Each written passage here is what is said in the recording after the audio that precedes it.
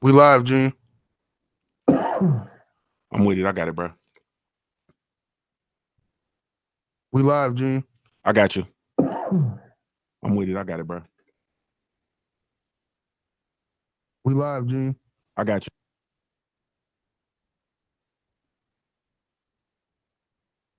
We in this thing, man. Get 'em. This is your host, Junior the Truth. 78 Sports TV here. Black Fight Fan TV. Your boy Ticket TV. SA Combat Sports. Bloodboxing returns. What's good, Fight Fight Matches Corner? K-Black Boxing. NBA. Beverly Road Boxing and Entertainment. Cali Enigma. Boxing and Sports Network. It's your boy, Booba Sports TV. Smoke City. Yes, indeed. Yes, indeed. Smoke City Mob. Smoke City. Smoke City. Yes, indeed. Yes, indeed. Smoke City Mob. Smoke City. We right back in this bitch like we left our key. Yeah, man.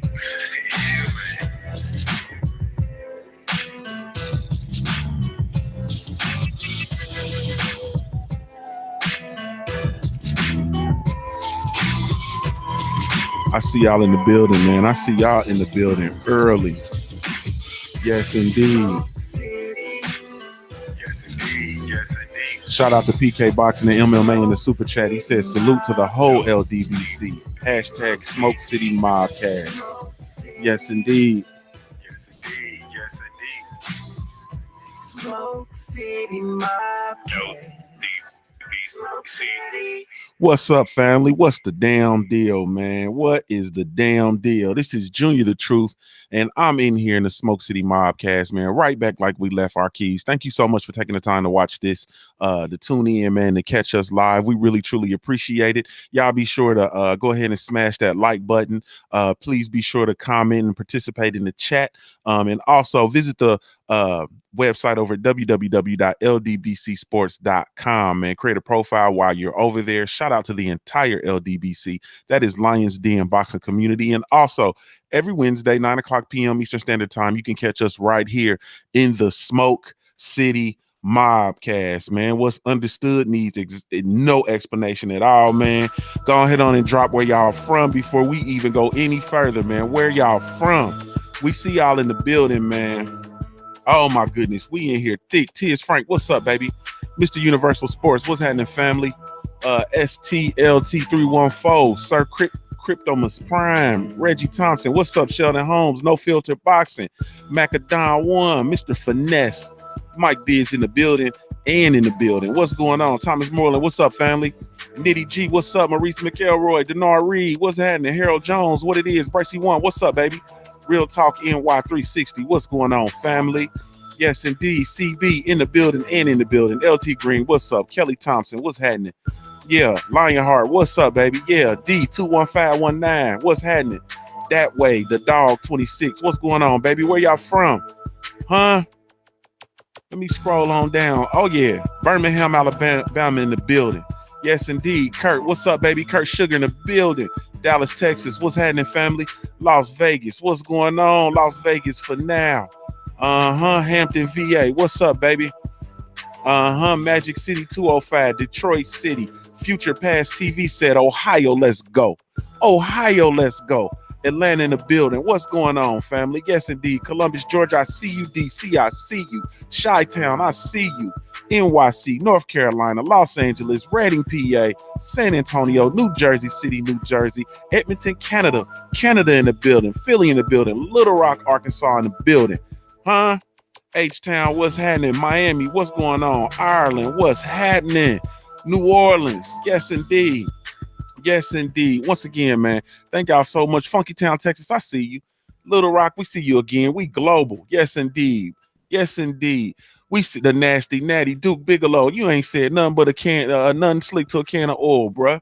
Southwest Ohio up in this bitch, man. Thank y'all so much, man, once again for tuning in to the Smoke City Mobcast, man, presented by the LDBC. We have 78 Sports TV in the building. We have Coach Selton Harrison in the building. We have Carl Burrell, CB Sports TV in the building. K Black definitely in the building. I'm talking about just fell into the building, man. We also have Mike Biggs Boxing in the building. The Body Snatcher is in the building, as well as World Breaker Fighting in the building, man. Yes, indeed. Shout out to Unbiased Sports in the super chat. He says all day. Yes, indeed. Yes, indeed. So what's going on? 78 Sports TV. What's going on, family? What's happening? Man, you got it, man. Tell the people how they can follow you, bro. Right here on YouTube at 78 Sports TV. Catch me in the morning on Black Fight Fan TV's channel. We do trail boxing talk. You know what I'm saying? You can catch me at ldbcsports.com and catch me on Facebook at Kevin Nash. And you can also catch me on my Patreon. Salute to everybody signed up to the Patreon. You know what I mean? Yes, indeed. Let me slide over to Coach. Coach Sheldon Harrison, what's going on, family? Hey, man. What's going on, man? What's up with you? You got it, family. It's all good. Tell the people how they can follow you, bro. Okay, y'all can follow me CSH Combat Sports here on YouTube. And I don't want y'all following me on Facebook because, some of y'all suspect, man. If y'all just happen to see me, hey, you can follow me on Instagram at Shelton Harrison. And, yeah, that's it, family. Yes, indeed. Yes, indeed. Mike Biggs Boxing. What's going on, family? What's good? Just the truth. What's good? Man, you got it. Shout out to Toot Robinson in the chat. We see you, family. Hey, Mike Biggs, tell the people how they can follow you, bro. Right here on YouTube at Mike Biggs Boxing. You can follow me on Twitter at Mike Biggs Boxing. And that's about it. Yes, indeed. Yes, indeed. We're going to go over to CB Sports TV. What's going on, family? What's good with you, Junior? How you feeling, man? And it's all good, bro. It's all good. Tell the people how they can follow you, family.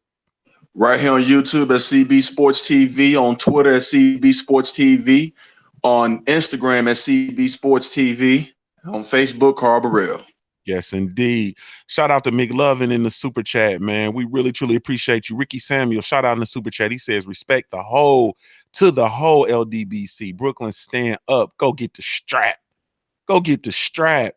Okay, so let me go over to K Black. K Black, what's going on, family? What's up, brother? How you doing, man? Man, I'm blessed, man. I'm blessed, family. Tell the people how they can follow you. Man, y'all can find me right here on YouTube, man, at K Black in the building. It might be a lot of K Blacks, and it might be a whole lot in the buildings, but there's only one K Black in the building. Yes, indeed. Yes, indeed. Body Snatcher, what's going on, family? Yeah, not much. How y'all doing tonight? Man, it's all good, bro. All good. Tell the people how they can follow you. Man, you can follow me right here on YouTube at Body Snatcher Boxing MMA and Fitness. And also you can follow me on Instagram at Body Snatcher 1987. Yes, indeed. Yes, indeed. World Breaker, bringing up the rear, man. Last but certainly not least, what's going on, family? Yo, what's up, man? This is World Breaker Fighting, and you can find me on YouTube, Instagram, Twitter, and Facebook. I'm on this mug every day doing a live stream or something, or my alternate ego, Hot Wing Jesus. Junior, you know about Hot Wing Jesus, don't you? I don't know nothing about Hot Wing Jesus. Oh, yeah. Yes, indeed. So, man, I don't know, man. I'm trying to figure out how we need to attack this thing, man, because we had a nice we might as well do it off the muscle, huh? You gotta let me set it off, man. You got to. Yeah, go ahead on and do this off the muscle, man. You want me to play the International Crow Anthem, or you want to go ahead, do your thing first. Do your thing. Yeah, let's go on and play this International Crow Anthem, man. I know y'all boys, y'all boys picked him. Y'all boys picked against Showtime Sean, but let's go ahead on and get this International Crow Anthem set off for y'all. And the Crow Anthem. I gotta sing that thing again. You gotta look ready till you get it. Elucidate. Reiterate. And syncopate. You can't win. You can't make it, and then you can't get out of the game. I'm dead with that one. You motherfuckers. Oh, you motherfuckers. Hey, they can't win, 78. They can't do it. Look here, man. Get in there and get y'all crow. I picked Sean Porter.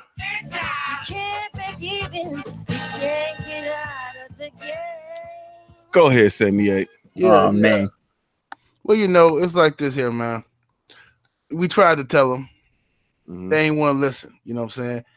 Oh, how convenient. My brother, Ticket TV and Black Fight Fan ain't nowhere to be found. Where y'all at, brothers? Come on back up in here now. Come on back in here and get some of this crow. You know, y'all was picking Danny. Y'all said Danny was gonna get Sean. We tried to tell y'all. We tried to be nice about it. We said, look, man, you know, y'all gotta put y'all little beliefs to the side and just look at the boxing perspective. But then nobody want to hear us. You know what I'm saying? So congratulations to Showtime Sean Porter. Came out here, did his damn thing. And you know, it was a beautiful thing, man. He put you know, had Danny Garcia whining and complaining now, talking about he won the fight, he got robbed and all that bullshit. You know, people thought Sean Porter was just, you know, I heard everything in the book. They say Sean Porter body language wasn't right, all this stuff, but then we found out Kenny Porter say Sean went through this whole training camp with a broken hand. And that's why he wasn't looking right and all this stuff. He couldn't even, they saved his hand until a week before the fight. He couldn't even use it till a week before the fight. You know what I'm saying? Went up there and put that shit on Danny. You know what I'm saying? The boy a beast. That boy a beast, man. Hey, man, let me get on slide on up in here, man, and see what it was. I know everybody was mad, man. Y'all was mad at Kenny. Like, I understand, man, but see, what I wanted people to be able to separate the two. You know what I'm saying? You got to be able to separate your anger with Kenny against, don't let that shit cloud your judgment, man.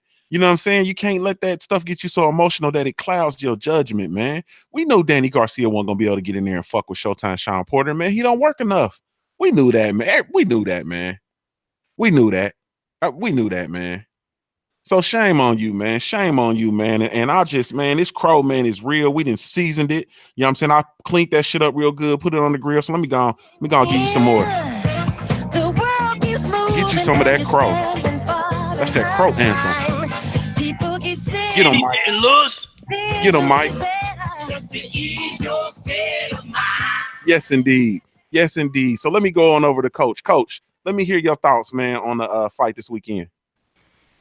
Why you criticizing Danny? Danny didn't lose. I'm just playing, man. I'm just playing with y'all. You know, I knew Sean Porter. I said Sean Porter, he was too athletic, man. You know, Danny Garcia, he's a better technical boxer than Showtime Sean Porter, but Sean Porter's too fast and too athletic. Danny Garcia is slow, man. He real slow. You know, the guy moved like he constipated, you know, like he need to take a big old shit. And, you know, I've often said, you know, if the guy can't throw punches, you know, he don't throw no punches, you can't win the fight. And Porter, to me, wasn't even landing the more accurate punches. He was just outworking Danny Garcia. He outworked him, man. You know, and you know, if Danny Garcia would increase his work rate, he probably could have won the fight. I mean, you know, it was a close fight, but nah, man. Showtime Sean Porter, man. Danny Garcia was trying to be a sniper. Showtime Sean Porter was being a machine gun. A headbutton wasn't that. Shout out to Georgia Boy in the super chat, man. He says, salute to the best YouTube community in the world, LDBC. Shout out to Van Exel2. He says, San Diego, California, 92101. Shout out to Van Exel2. Yes, indeed. And shout out to Cass. He says, got to give it up for the Crow Anthem. Laugh out loud. Classic. They not doing it like us, Cass. They don't do it like us, man. You feel me? They don't do it like us. Let me go on over to Mike Biggs. I know Mike Biggs said he got to get out of here. So Mike Biggs, let me hear your thoughts, family, on the fight this weekend. Well, like we all said, man, that pressure bursts pipes, man. You know what I'm saying? Danny Garcia wasn't ready for it. I told everybody he wasn't ready for it. I knew my man Sean was gonna come with that big old fat ass head and them buck teeth and chomp that on Danny ass. Those flat foot ass self. I knew that was gonna happen. I'm glad that happened. But that wasn't the most exciting part of the evening. The most exciting part of the evening was my man Errol Spence Jr. setting the motherfucking tone for the rest of the night. And I'm out. Drop the mic. Peace, y'all. I love y'all. Smoke City. Yes, indeed. That's Mike. I'm out here at Epcot Center. I'm having fun with my family, y'all. I'm going to holler at y'all in a little bit. I'm being in the chat for too.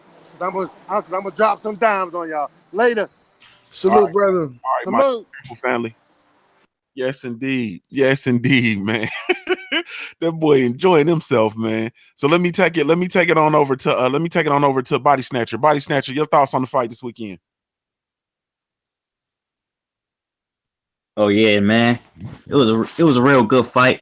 But man, I feel like Danny Garcia the first 3 rounds was kind of outboxing Sean Porter, because I feel like Danny Garcia was definitely being like on the technical side, even though that's not his that's not his game. His game is to outwork you.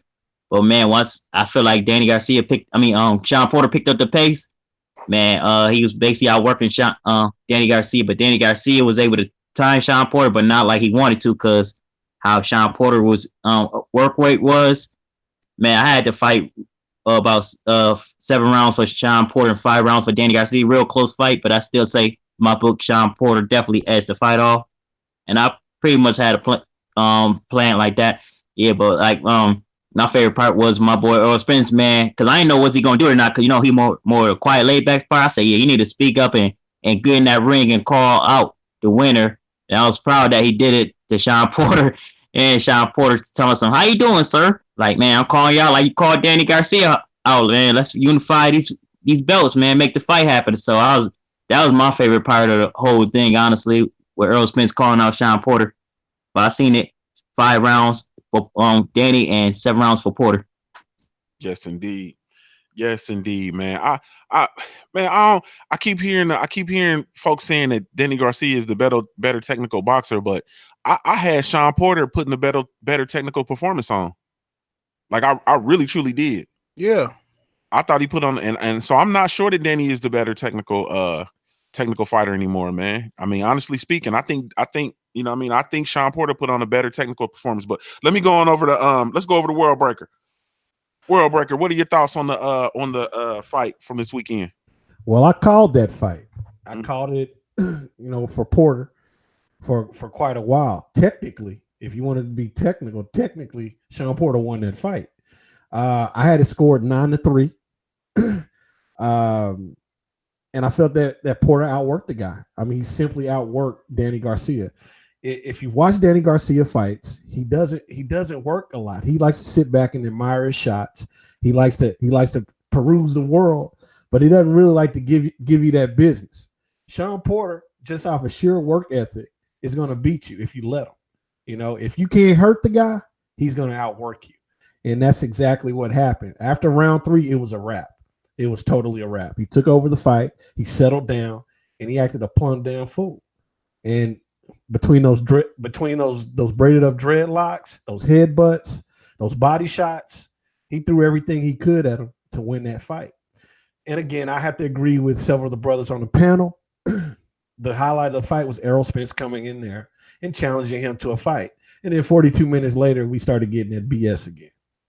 But I have to say, it was a great night. And I'm looking forward to more great fights from Showtime.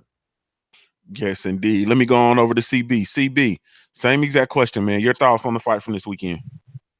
Oh, I got a big fat I told you so that Sean Porter was going to win by unanimous decision. That's what happened. I said that Danny Garcia would tire. I said Sean Porter work rate would be too much for Danny Garcia because he's consistent with it. And I called it because I knew Danny Garcia. Now, Sean Porter surprised me the first 3 rounds, when he was, boxing on the outside, but I was to get Danny Garcia a different look. So where you just can't come in there balls to the wall and just, put your head down. So he left, he was actually a boxer the first 3 rounds. I had Danny Garcia winning 2 of those rounds, and not all 3, but 2-1. But after that, Sean Porter took over. You know what I'm saying? He mixed it in. He mixed, a little bit of football and MMA in with boxing. And salute to him. He did what he had to do to get the job. And I was very impressed with his body work. He was consistently going to Danny Garcia's body. And Danny Garcia does not have a fast work rate, but that slowed him down even more. In those championship rounds, Sean Porter showed you who wanted him more and who was more hungry, which was him. And he did that. So I called it like I saw it, like I thought it would go. It did. I had it 8-4 for Sean Porter. Not only that, but then, of course, my boy Errol Spence, there was he made a few highlights tonight. We got to ring and called him out. But then also, I was sitting next to Keith Thurman, told him, I'm going to stop you in 6 rounds. So Errol Spence was one on the arm, Errol Spence was letting everybody know, like, yeah, I'm here and I'm here to stay. Next up is that WBC strap. Man down. and he's also enrolled in Nevada. So hopefully we get to see that fight sooner than later. So all the haters, how y'all like Errol Spence now? He's in Nevada. We yes indeed. So we also saw this weekend Keith Thurman surfaced. Keith one-time Thurman surfaced. He's back in style again. So I'm gonna go to Coach. Hey Coach, what are your thoughts on Keith Thurman surfacing, man, and finally coming back, and we know that he's still amongst the living? Ah, damn. El DeBarge is back. I mean, God almighty, man. You know, I used to listen to him back in the 90s. I think, you know, I like the way you comb your hair. It's just the little things you do. Well, you know, it would be nice if he talk about, hey, maybe, hey, when you gonna fight Errol Spence Jr.? Everything Keith Thurman say to me now is bullshit. Okay, I just don't like him. You know, like every time he talk, he try to get all slick. Well, you know, you guys just run up a slippery slope, man. I'm not, not afraid of anybody. But see, you're not afraid of anybody until we say Errol Spence or Terrence Crawford. Like, you can't say those two names around him, because the first thing this dude say, he'll take his hand, he'll take his hand, slick his head back. I noticed he do that. And then he will go on a diatribe about, how, things got to make sense. He's got to get himself back right again. He got to do A, B, and C, but he can't see himself getting in the ring with Errol Spence Jr. And man, listen, man, we got a ducking triumvirate, okay? Seriously. I mean, we got a ducking triumvirate. We got Danny Garcia, we got whole time Sean Porter, and we got Keith, whole time, runtime Thurman. We got these three guys, okay? Undisputed is in the balance of these three guys, okay? The undisputed at welterweight is in the balance between these three guys. Now, you got Sean Porter saying, okay, I'll fight Errol Spence Jr., but that's not true. Okay, that's not true. He's not going to do that, okay? He's saying he will, but now, he's talking real scary now. It's like him and Kenny Porter with that 1986 Kango. They're backtracking, okay? Now you get Keith Thurman in the mix. It appears to me that Keith Thurman is going to try to get that rematch with Showtime Sean Porter, okay? That IBF title that Errol Spence got, he might as well go on and forget trying to fight these guys. Errol Spence need to get focused, man, on Terrence Crawford.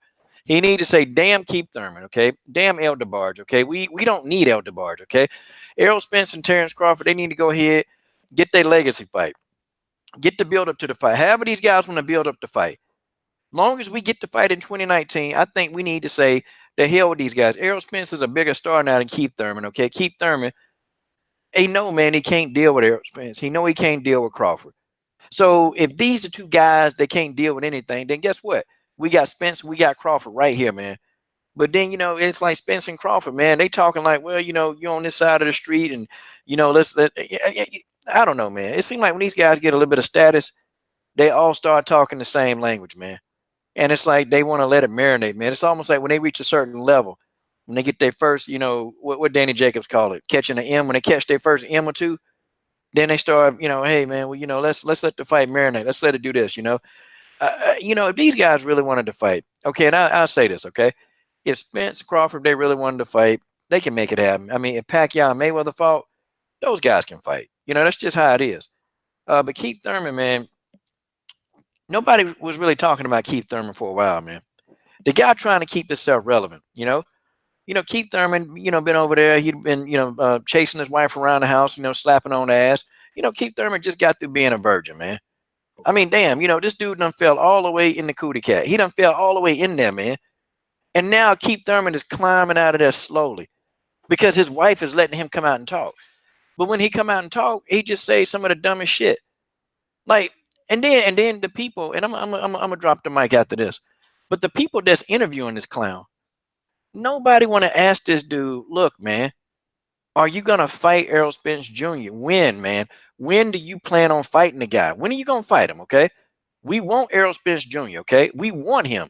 Okay, when you gonna fight him? Don't ask this dude, hey Keith, we miss you. I don't miss you. I don't miss your ponytail ass head. I don't miss you. I mean, you look like you're going to take a damn pilgrimage to Mecca, man. No, nobody misses you. Just tell us, shut the fuck up, and tell us when you're gonna fight. I'm done. Damn. Keith Thurman came back and said, "Did you miss me?" Hey man, I just got a notification from Fred over at Barbershop Conversations. It says Jared Hurd called out Errol Spence. Have y'all heard about that? No. It says Jared Hurd calls out Errol Spence. I guess he referred to him as the weight bully, and he referenced the Redskins versus the Cowboys. Yeah, he need to call out Jamel Charlo and stop BSing. That's what he needs to call out. He don't want Charlo to put his foot up his ass. That's what I sound like to me. Sound like scary business. Yeah. What the hell? Everybody want to call out Spence. It's hilarious to me. Everybody but the people in his division. The big people want to call out Spence, like Canelo and them, but nobody in the welterweight. Yeah, that's critical. Shout out to Mike Biggs Boxing in the super chat. He says Ticket TV and Black Fight Fan TV don't cook the crow, eat that shit raw, dog. Love y'all though. And then, yeah, they miraculously MIA. Joe, Ticket ain't missed the episode yet. He ain't missed the show yet. Black Fight Fan, I think Black Fight Fan might have missed one. You know what I mean? They notorious for being in here, but they ducking this crow. Hey, they're going to come get this crow, man. This crow. I'm gonna send them one of them dancing grams. Oh, Black Fight Fan did pick Danny Garcia, didn't he? Yeah, he picked him. Hey, shout out to Joe Johnson in Super Chat. He says, listening to Smoke City while looking at the Hurricane Florence update in North Carolina. Hey man, prayers for you, man. For the safety of you and your family and everybody down there dealing with that hurricane, man. No doubt. I know. I ain't gonna lie. I picked Danny Garcia to win, so I'm definitely eating crow. But it is what it is. It's boxing, man. Shit, it's only my second prediction I ever got wrong, man. And I've been doing this shit for a nice little minute. So shit, I'm like 102. That's my record, man. But it is what it is. Though. It's a good fight though. It was a good fight, man. And it's like 7 rounds to 5 in my opinion, man. And shit, Sean Porter did what he had to do to pull out the fight, man. So we have the thing is though, yeah, we got 4 champions in the welterweight division, man. We got Keith Thurman, Errol Spence, Terrence Crawford, and Sean Porter, man. We gotta get some unifications going on because at the end of the day, it's all those guys are phenomenal. 3 of those guys are undefeated. Sean Porter only got 2 losses. They all, some of the guys fought each other. But at the end of the day, they all have to fight each other, man, because we got to get unifications. We got to get undisputed in the welterweight division. Because I don't want to see it's like the welterweight division is one of the best divisions. Don't get me wrong, and all those guys are phenomenal. But we can't have 3 of those guys on the PBC side. It's cool, man. But at the end of the day, fuck all that. Hey, he on the other side of the street. Y'all got to meet up in the middle. Back in the day, in the hood. You know what I mean? Motherfuckers had differences or whatever, man. They got to come out the porch, man. Get in the middle of the street and fight each other, dog. You know what I mean? It is what it is. So, y'all know I would like to stay on here a whole lot longer, man. But y'all know y'all brother be grinding, man. So, shout out to my brother Junior the Truth, CB, my brother 7-8, Body Snatcher, Mike Biggs is in here, World Breaker. I think my brother Cali is in here right now, man. Shout out to the whole LDBC. Shout out to the Smoke City Mobcast. Subscribe to everybody that's on this panel. Subscribe to Smoke City Mobcast as well. Subscribe to your brother K Black in the building. And I'm out this bitch. Peace, K Black. Take care, man. I skipped all over K Black. That's because it's picture black and white, man. That shit don't be dancing. Cali Enigma in the building. What's up, Cali? What up? What it do? Man, you got it, man. Tell the people how they can follow you, family. You can find me at the Cali Enigma Boxing and Sports Network, the Cali Enigma 2, and the Cali Enigma on Instagram and Twitter. You know what I'm saying? But for the most part, just active on the Cali Enigma Boxing and Sports Network. You know what I'm saying? Yes, indeed. Let me dial it back one time for you. Want to hear your thoughts on the Porter versus Garcia fight and the outcome? I thought it was a pretty good fight, man. I picked Danny Garcia to win, so shout out to 7-8 Sports TV for getting that fight right. Who'd you say you picked? I'm sorry. I picked Danny Garcia to win. Oh, shout out to you too, Junior. Hey, Junior, 1 second. Junior, you gotta get Cali some of that crow music. Get to him. Open up, Cali. I gotta see that again. You gotta look ready till you get it. Elucidate, reiterate, and syncopate. You can't win. Eat up, nigga. You can't make even and get out of the game. People keep saying things are gonna change, but they look just like they stay in That shit feel good, don't it, Cali? You get Oh yeah, feel good, don't it, Callie?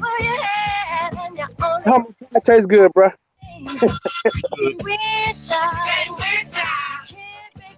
Okay, go ahead, my brother. Nah, but I mean, it was a good fight, man. I just want to make sure that hopefully we do get the fight that we want to see, which is Earl Spence versus Sean Porter. But I mean, if Mikey Garcia fights Sean, the word is Sean Porter ain't gonna fight until June, so maybe we can get Mikey Garcia sometime maybe in February or March or something like that, and then after that we can get Sean Porter versus Earl Spence Jr. And then one more time with Earl Spence gets his mandatory before they close the year out. So well, at least that's the hope. At least you know what I mean. That's the hope that the IBF, because the IBF usually, because matter of fact, Earl Spence's mandatory is going to come up in June.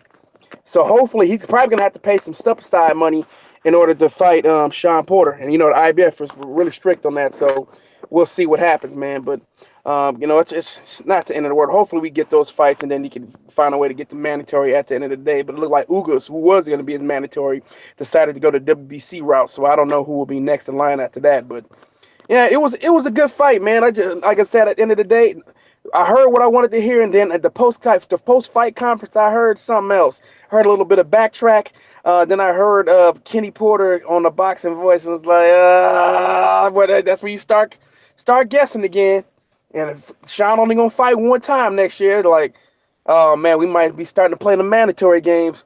So I'm concerned about that. I'm not so confident in that, but I'm hoping that what I just said, the first scenario takes place and not the scenario number 2, what I brought up.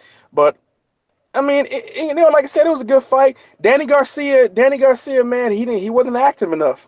He did throw the more crisper shots, but Sean Porter out-hustled him, man.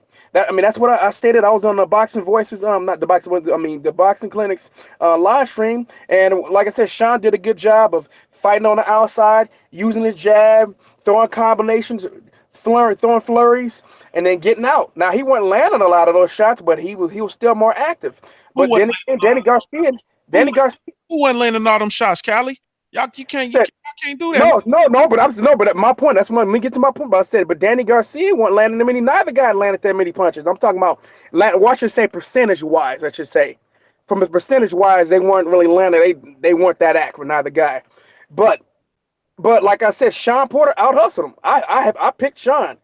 I had Sean winning the fight. 115, 113. I thought that he did just enough, even though I can understand why people were frustrated, and some people thought it was a draw, but I thought Sean won because I thought Sean was just far more active, man. That's just the way it looked to me. I thought that he stole some of those rounds via just being more active. But I do think that Danny Garcia clearly landed the bigger shots in some rounds, not in all rounds, and some of those punches that Danny threw were blocked. Even though Sean isn't that great of a defensive fighter, but some of those shots were blocked, and Danny missed some shots by wide margins. I mean, some of the shots, the hooks that he threw weren't even close, but some of the hooks to the body were beautiful. But Danny Garcia did not react well to the body shots that Sean Porter was throwing. So, and that's another thing. That's another reason why I picked Sean Porter to win that fight. During the fight, I had him winning. I thought coming up until the 10th round, I thought it was close, that it was tied, and I thought that Sean Porter won the last 2 rounds to solidify the victory. And that's basically it, man. Other than that, I really didn't care who won as long as the winner of that fight fought Earl Spence Jr. And it sounded good when they were in the ring, but once they got to the post-fight conference, no, things changed pretty quickly. I'm like, whoa, that's not what you were just saying in the ring. That business talk started to creep in. It's like, oh man, we about to get this shit again, huh? Back to the same old bullshit of business talk when it comes to fighters that you don't really want to fight. So Sean Porter's not known for ducking people, but he's not sounding like a guy who truly wants this fight. And Kenny Porter, you can definitely tell he don't want this fight, man. You know, the fact that Sean's only gonna fight one time next year. Are you fucking kidding me? One fucking time? You see what these boys doing 78. You see this? Man, listen here, man. I seen the Boxing Voice interview with Kenny Porter, and he didn't say Sean was only fighting one time next year. This is what he said. He said that Boxing Voice asked him a question. He said, well, shit, we only fought one time this year. And then they said, what? Because they thought they interpreted it that he was saying what y'all think he's saying. And Kenny Porter said, yeah, since the last time we fought, before this fight, it's been like almost a year since last time we fought. So he was saying that Sean had only fought like once a year based off of when he fought Granados to when he fought Danny Garcia. And he's saying that he want to fight next year in late spring or early summer. But he didn't say he was going to fight next year once a year. He never said that. Okay, I'll go back and take another look at that, man. I hope so. I hope he fight at least But they twice. not Al Heyman won't let him do that anyway. Al Heyman not going to let him do that anyway because they got too many dates and too many promises for Fox and for Fox and Showtime where all those networks want championship fights. So he can't be a champion and only fight once a year. You're not Floyd Mayweather. They're not going to let that happen. Right. Basically, they're about to get pimped. Yeah. Shout out to Ron Finkley in the super chat. He says, "Let's get it poppin'. Salute Junior the Truth and chat. Salute family." We got. Let me see. We got Timmy Diamond says Keith Thurman was first introduced by Laura Charles on The Last Dragon. Eddie Arcadian didn't like that trash ass video and wanted his girl's video played instead. Abdullah Pratt says Black Docs in Chicago tuning in from the emergency room, LDBC. Yes, indeed. No Filter Boxing says I'm eating crow, but it was a good fight. And then that is that. So let me go over man. So let me go over. We had Mike D slide on out. CB, let me go over to you, man. Let me ask you a question. You ready? I'm here. What's up? Okay. So I want to know your thoughts as well on the situation with Keith Thurman finally surfacing and kind of what that means for the welterweight division.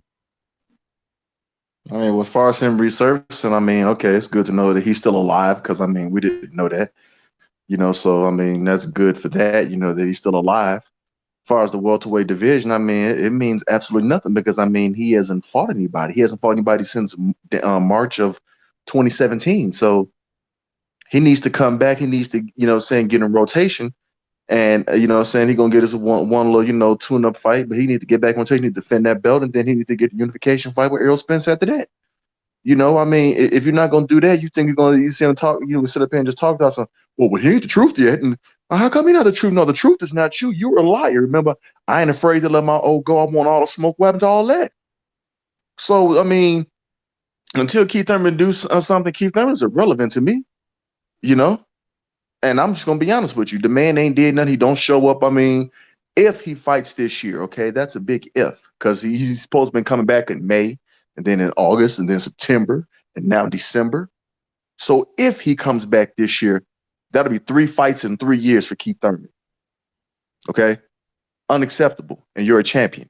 You were once a unified champion, but because you played so many games, saying they had to strip you the WBC belt. So no. I don't want to hear nothing but Keith Thurman talking about Errol ain't the truth there till he fight me. Who are you? You ran and tucked your tail between your legs and ran away like a little schoolyard bitch because you was afraid of this man. So miss me with that. He ain't nothing till he got to fight me. No, you ain't nothing till because you got to come see that man because he's the man now. He took your shine. He took it from you. He punked you out of it, okay? Made you run and hide. So no, miss me with that. That's what I think about Keith Thurman. He's irrelevant as of right now. Until he get himself back in fighting shape and consistently fight, Keith Thurman's irrelevant. So that's my opinion. Shout out to the super chat to Macro JBO. I don't think I'm gonna read that though. Let me see. No, read it so I can respond to that shit. He says, "Is this the LDBC or the Errol Spence fan club? What's up with fake narratives that Sean ducking? Sean did 5 other interviews after the post-fight conference saying he want the fight. That wasn't that bad, right? But this is the thing, though.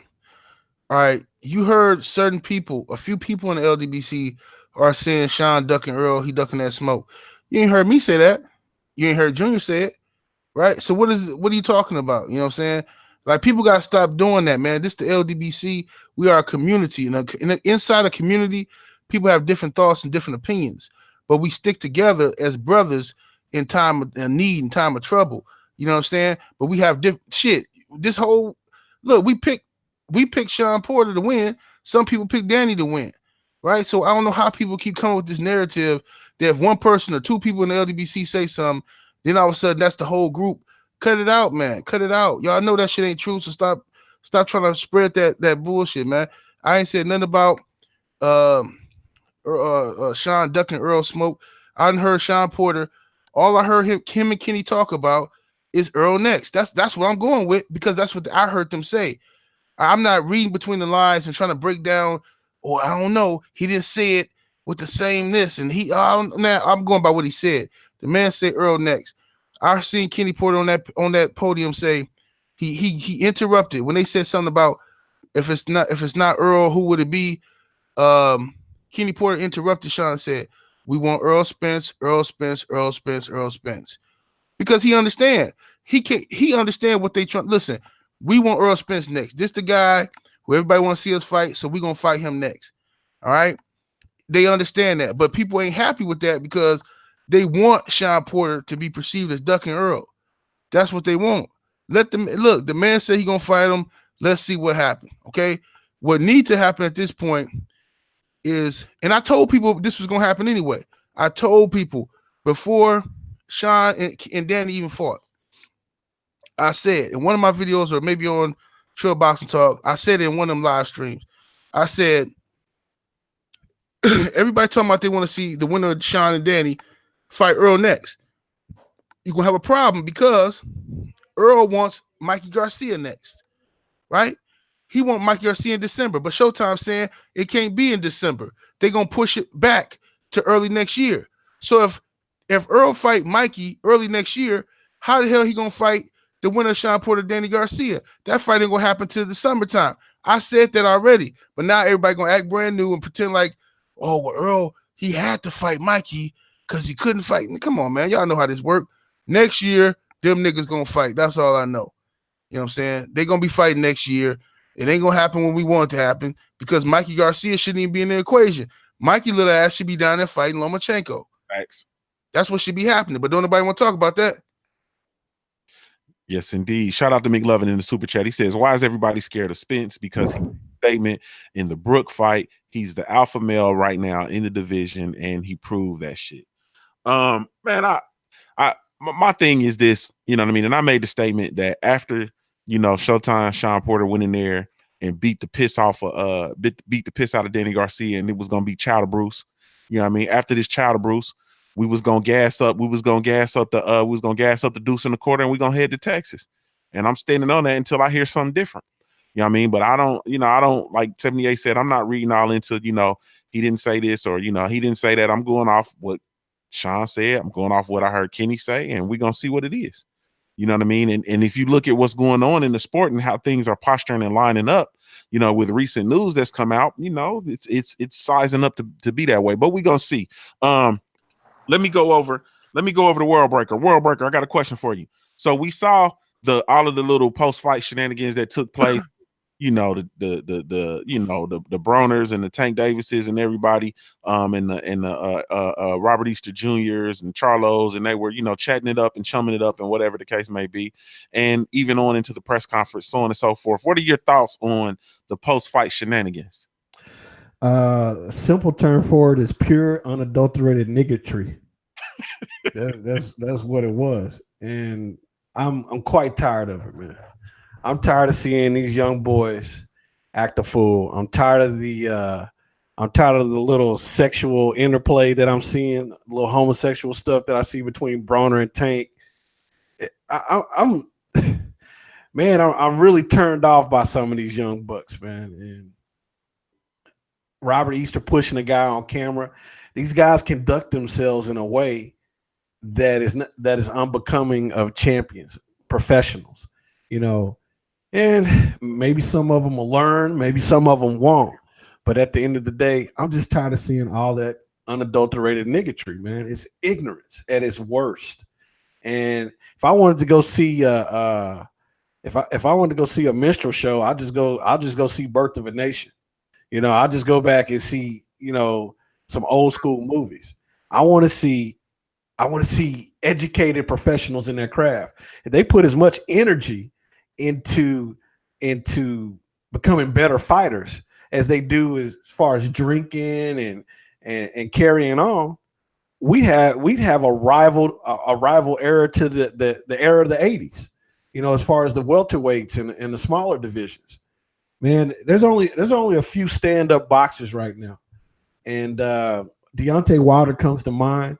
We need fighters to set example for the sport so they can bring on the young bucks, because they're setting bad examples. Period. Bottom line. And I'm tired of it. That's all I got on that BS. Shout out to McLovin again in the super chat. And then we read McGovern. Shout out to JMC in the super chat, as well as Anthony Griffin in the super chat. And then did I just miss one? Let me see. JMC says Mikey needs to get out of the way or stay at 47.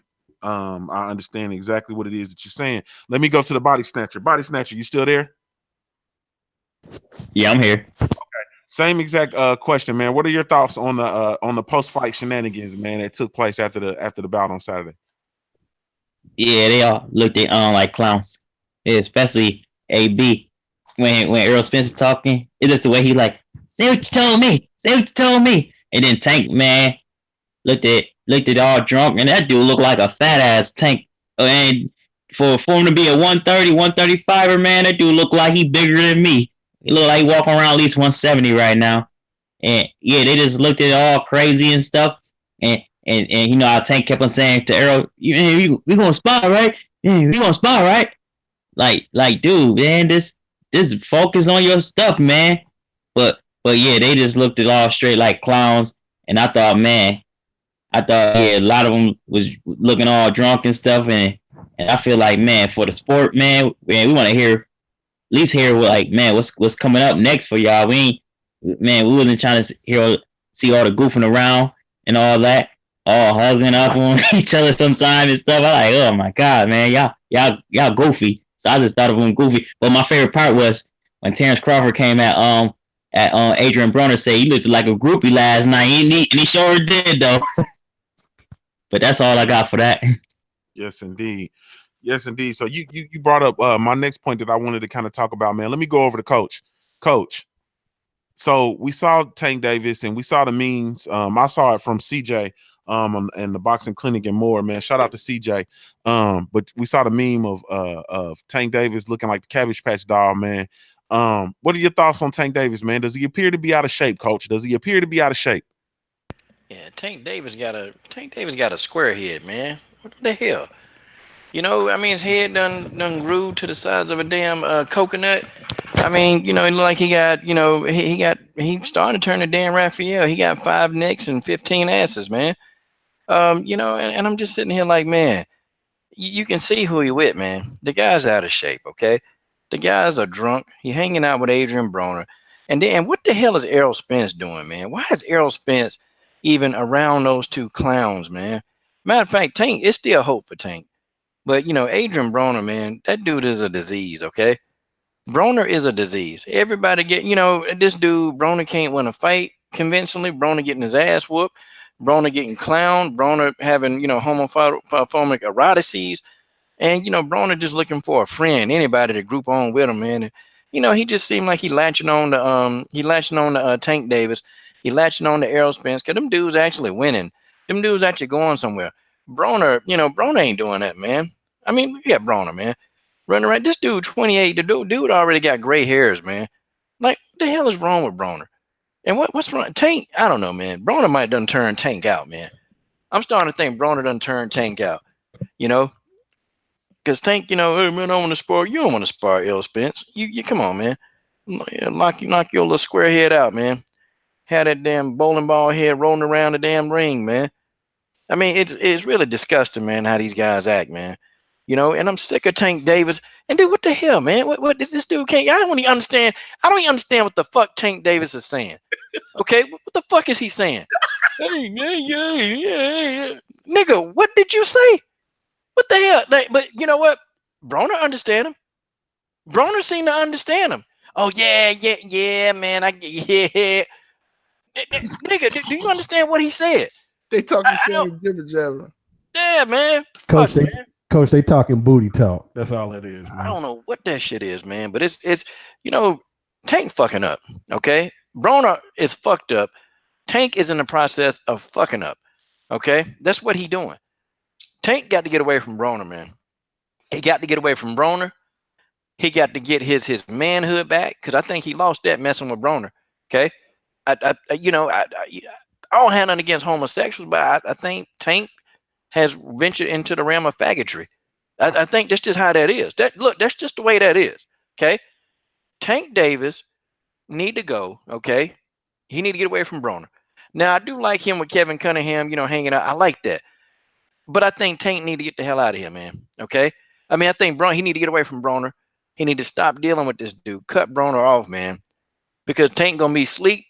Broner gonna get some chloroform. He gonna chloroform Tank, and next thing you know, Tank gonna wake up. Tank nutsack gonna be hurting. Come on, bro. And he gonna be like, man, what's wrong? Look, bruh. I think you just fell asleep, man. I think you just fell asleep real hard, and you woke up and you kicked yourself in your own nuts. That's probably what he say, man. Because Broner's like that, man. Every person that dude touch, man, it turned to shit. Okay, everything Broner touch, it turned to shit. I mean, let's think about it, man. Look, he ain't at home with his kids, his girlfriend, over there, flirting with Deontay Wilder. I mean, really look at it, man. Dude getting mad. Dude got, slapped around in a club, got, kicked out of a club. Somebody carried him out. Everywhere this man go, everything he touch, it turns to shit. Okay? Turns to shit. But look at what he is in the ring. Adrian Broner is shit. Okay? He sucks, man. I don't never see a fighter really sucks. This dude, he used to be a B plus fighter in my book. Then he went down to a C minus fighter. Now this dude, he's a D minus fighter. Look, this dude is almost at an F. But I should give him an F because he's a damn failure. Look at him. He's a millionaire failure. Now, he's not going to be a millionaire for long. Trust me. A guy as stupid as Broner will be dumb enough to fuck up all that money. I'm done. Shout out to Leonard Washington in the super chat, man. Let me see. He says, I see autism and ADD in Gervonta Davis. Shout out to Cali Enigma. He says, I'd rather see Mikey Garcia versus Vasil Lomachenko than Mikey Garcia versus Errol Spence Jr. LDBC. Yes, indeed. Yes, indeed. Man, damn, coach. Man, I didn't. Let me tell you, it's twofold for me, and I'll be honest with you. I actually like the brothers supporting one another. You know what I'm saying? Because I think that I think that's good for the young crop, for the young guns.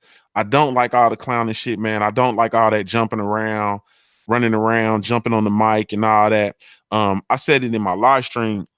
What I feel like is, at this juncture, that fight was for the WBC welterweight championship.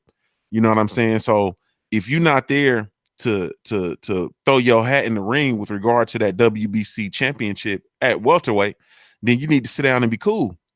You know what I'm saying? It ain't no need to be, unless they are announcing that you about to fight, somebody, or you got something going on. If they're announcing that, then I'm with it.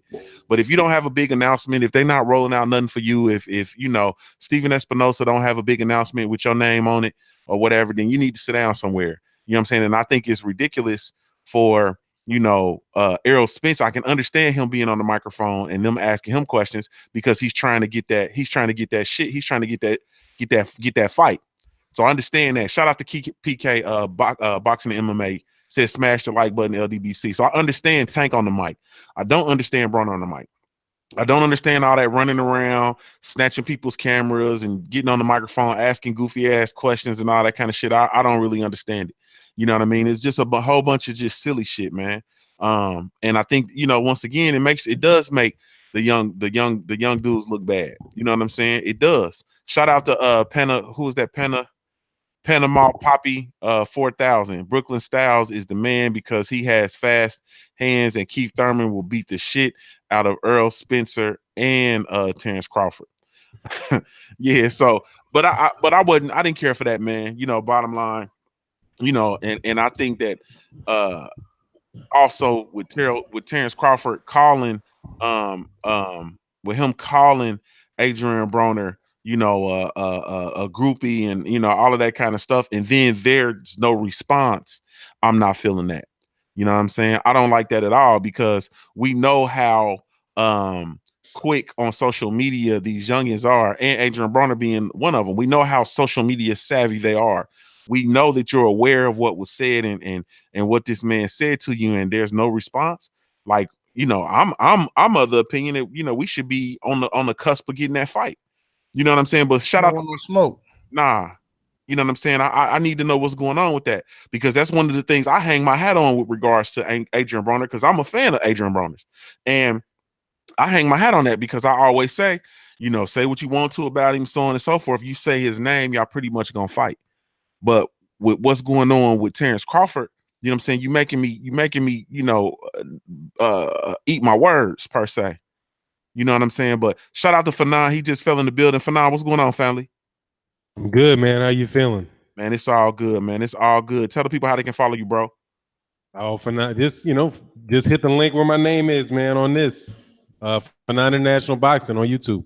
Yes, indeed. So we're just recapping the fight from this weekend, and I have a question for you. During this weekend, they kind of slipped out and made the announcement that Robert Easter Jr. was going to be moving up to 140. Did you hear that? I heard about it. I didn't hear it at the show. I heard it from other people. Okay, what are your thoughts on that? I mean, it's good, man. If he gets stronger, that's fine. I think I don't see anybody really at 140 pounds that's any big killer. So, I think he already fought and lost to the best 140 pounder, in my opinion, in Mikey Garcia. So I like to see him fight, man. One thing I like about a Robert Easter, man, is that he mixes it up, and it's an entertaining fight every time I've watched him fight. So I'll enjoy watching him again.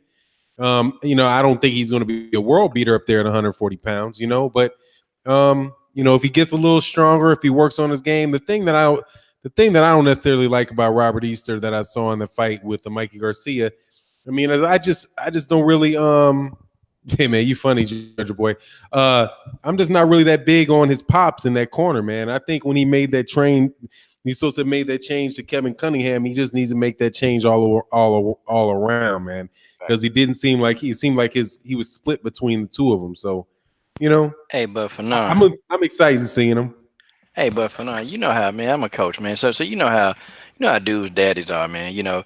They always want to be like taking the credit, man. They can't just sit back and they can't never shut up, man. Could you imagine like Angel Garcia, like having a head trainer and then he have to sit back and rub Danny off with the ice pack or something? Come on, they can't do it, man. Them damn daddies, man. Them guys, they got egos from here to the damn moon, man.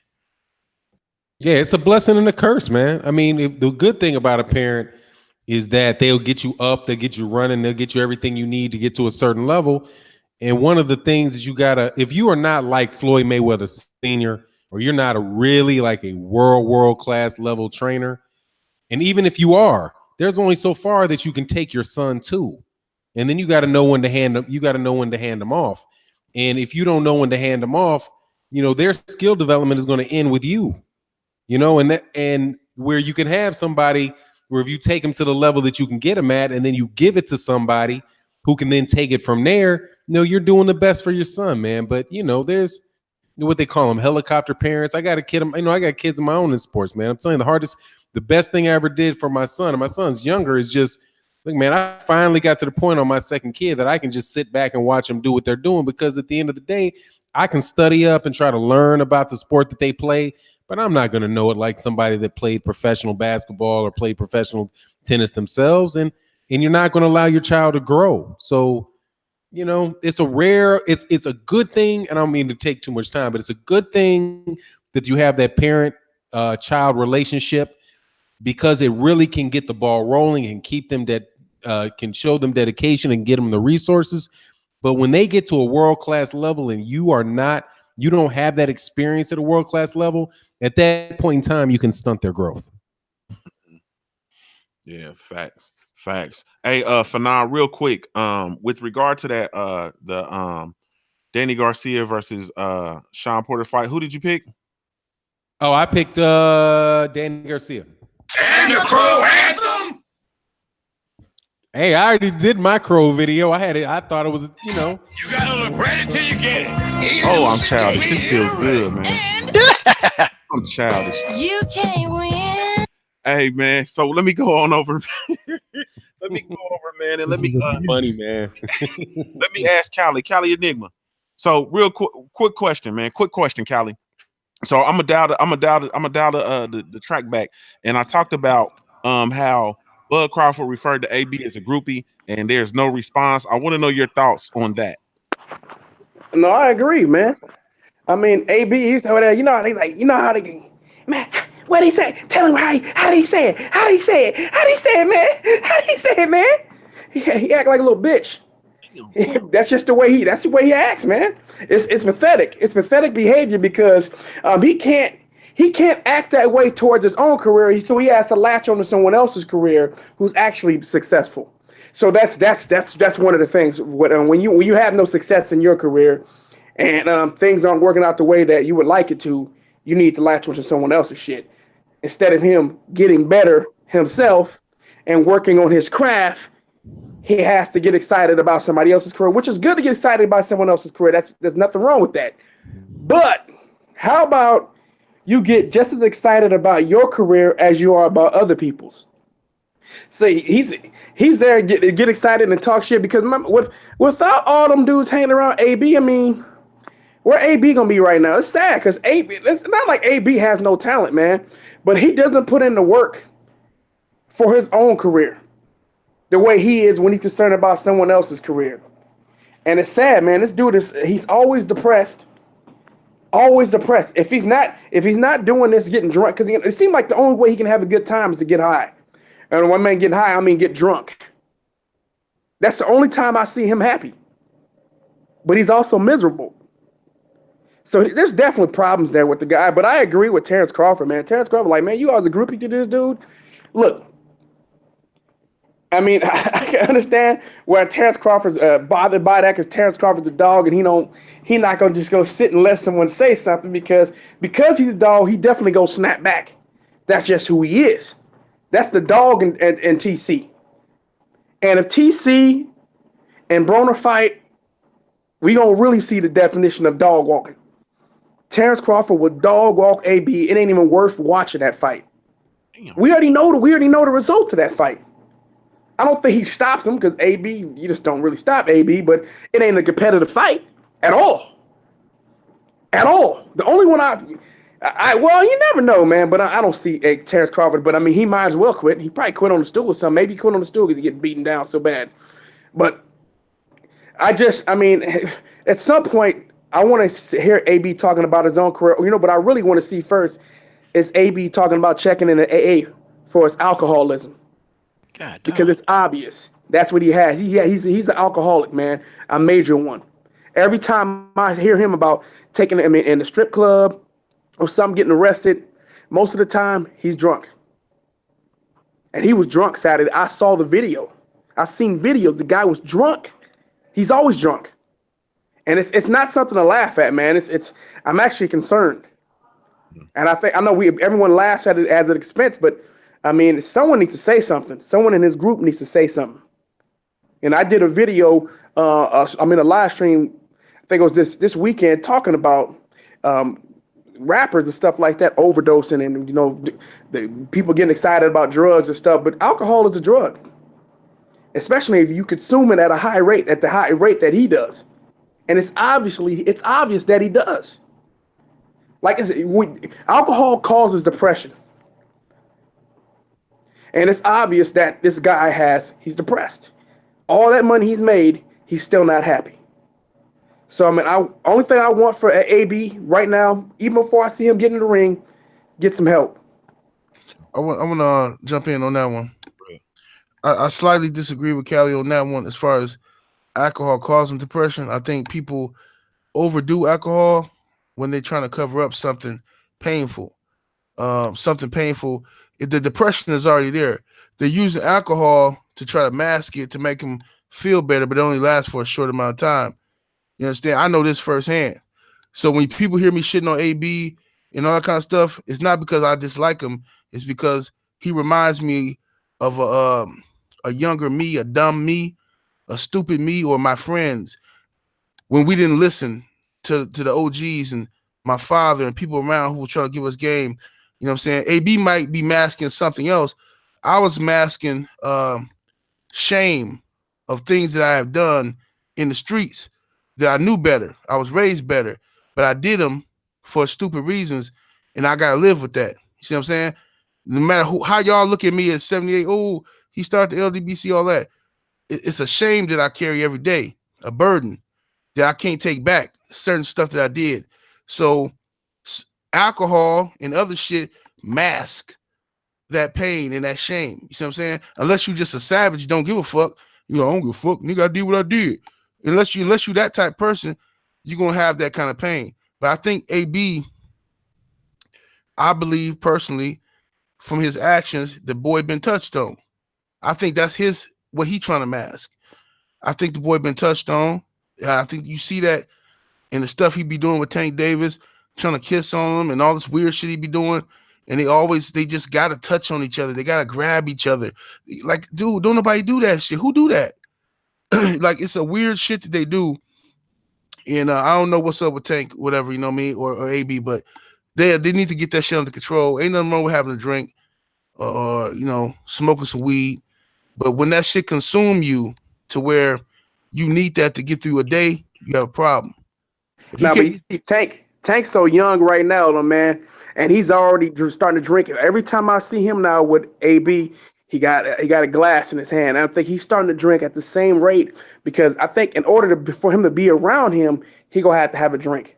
So I'm thinking that Tank is heading down the same road as AB as far as I'm talking about alcoholism. Just alcoholism. There's nothing wrong with having a glass. There's nothing wrong with that. But there's something when you have multiple glass after glass after glass until it turns into the whole bottle. You know what I'm saying? Well, yeah. Go ahead. Well, I look at it this way. I believe I'm with 70. I believe that Adrian Broner has been molested. Straight up, he's symptomatic of that. He really seems that way, given his behavior over the course of his fight career, things he's done in the ring, things he's done outside of the ring. Watching him and Tank Davis, I know Tank Davis is from the Baltimore area. Baltimore has the highest rate of incest in the country, and it's been like that for a very long time. And it goes back to when Baltimore was a slave trading and breeding area for slaves. So there was high rates of incest in order to produce strong slaves. So you would have brothers and sisters and sisters and fathers and so on and so forth that cohabitate. And to this very day, Baltimore has that very high rate of incest. So the interactions that I've seen with Tank Davis and Adrian Broner, when you know where they're from, it doesn't surprise me, the behavior. I'm not casting it on the Baltimore area, but it is a real statistic. And some of these things are these habits are passed down. These horrible habits are passed down because they've been entrenched in the communities, and it's really sad. And to watch this type of behavior being projected on to the public, young kids, it's systemic to me, and it needs to be addressed. I think that Adrian Broner really needs serious therapy to ail whatever has happened to him. But I'm definitely in the same boat with 78 when I think that he's been molested. Yeah, and not just, it's like the dude, I see the characteristic in all that stuff. Like I said, I got family members, cousins and stuff that act in a similar fashion. You see, they clowns, they loudmouth, hee ha ha, the life of the party. And then as the alcohol starts to wear down and the party dies down, those laughs turn into tears. And then you gotta go comfort a motherfucker. You like, well, what's up, bro? What's wrong with you? Man, just started this shit, man. Yeah. Get the wine in, and you're like, what's going on? Yeah, motherfucker telling you stories about how wasn't nobody watching them, and they remember when they was 8 years old, this happened to him.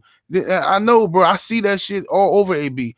You know what I'm saying? And they always be them loud niggas. It's always be them dudes who life of the party and yeah, what's up? Shut up, nigga. Then be the main ones crying after about 4 drinks in the corner somewhere about some old shit that happened to him when they was 8, 9 years old. It always be, man. And I'm just saying the brother need help so it won't eat at him. You know what I'm saying? He got to get help so shit won't eat at him. You know what I'm saying? You know, everybody got to find some type of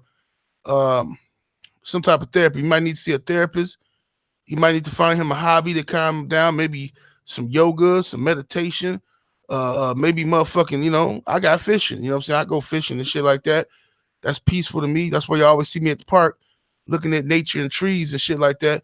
That take my mind off of certain shit from the past. You know, when shit be bothering me and I feel guilty about it, like, man, you know, damn, man, you know, and I be ready to do some stupid shit like turn myself in like an idiot. I be thinking about shit and I be like, man, I go to the park, you know, go to the park, relax, talk to my ancestors and shit like that. So I know shit like that can eat at you. I'm not AB. Me and him got different problems, but it's similar. It's similar in that sense. I don't know if y'all feel what I'm saying. Yes, indeed. Yeah. Yeah. If he don't change, man, somebody really gonna kill him, and it's gonna be the person that he least expect, man, that he gonna fuck with. He might kill himself, bro. He Mm. might kill himself. Well, you That's know what it looks like. Well, you know, dudes like him, man, he act like he don't have kids, man. He act like he don't have no kids, and that's the thing that's troubling, man. You know, he seemed to be, you know, a real self-centered type person, man. Because, you know, I had a dude, man. You know, man, we used to make some money together, man. He was a coach, and we used to do these big coaching clinics, man. And you know, when I found out, man, you know, he was he was screwing some of the kids, man.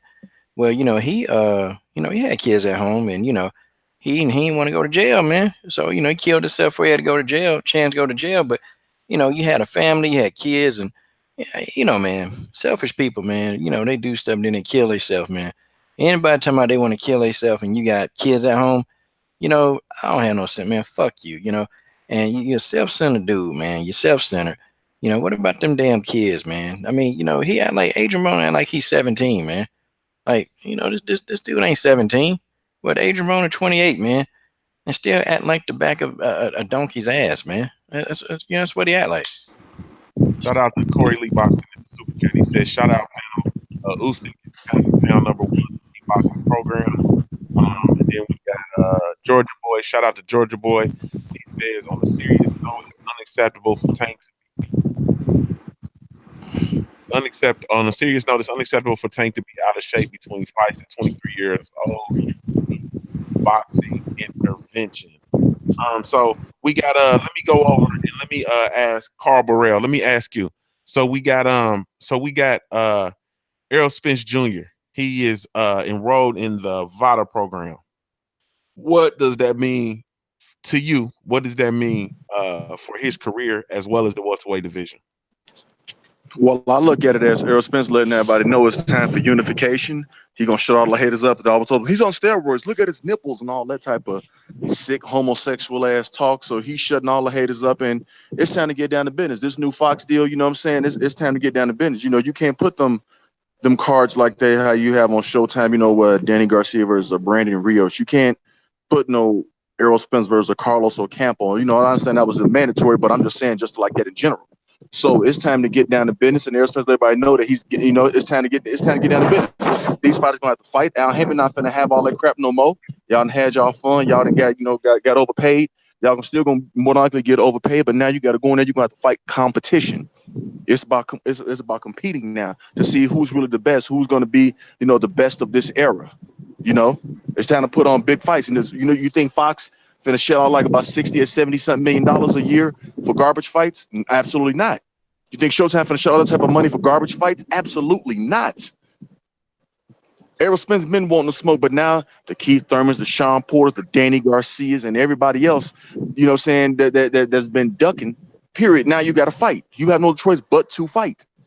It's J down or lay down season. That's what it is. So him going to VADA gonna show everybody what I've been knew, that the man has been clean, and that he just very talented. You know what I'm saying? He's a special fighter. He's a very strong fighter. People don't know the working, the regimen that he does, the strength and conditioning coach. You know, they don't know the things that he does. You know what I'm saying? His dedication. He's dedicated to the craft of boxing. That's what he is. He's dedicated. And these other boys, they don't get on his level, they're gonna get rolled over. That's what it is. Yes, indeed. Shout out to Ticket TV, just fell in the building. Ticket, what's up, bro?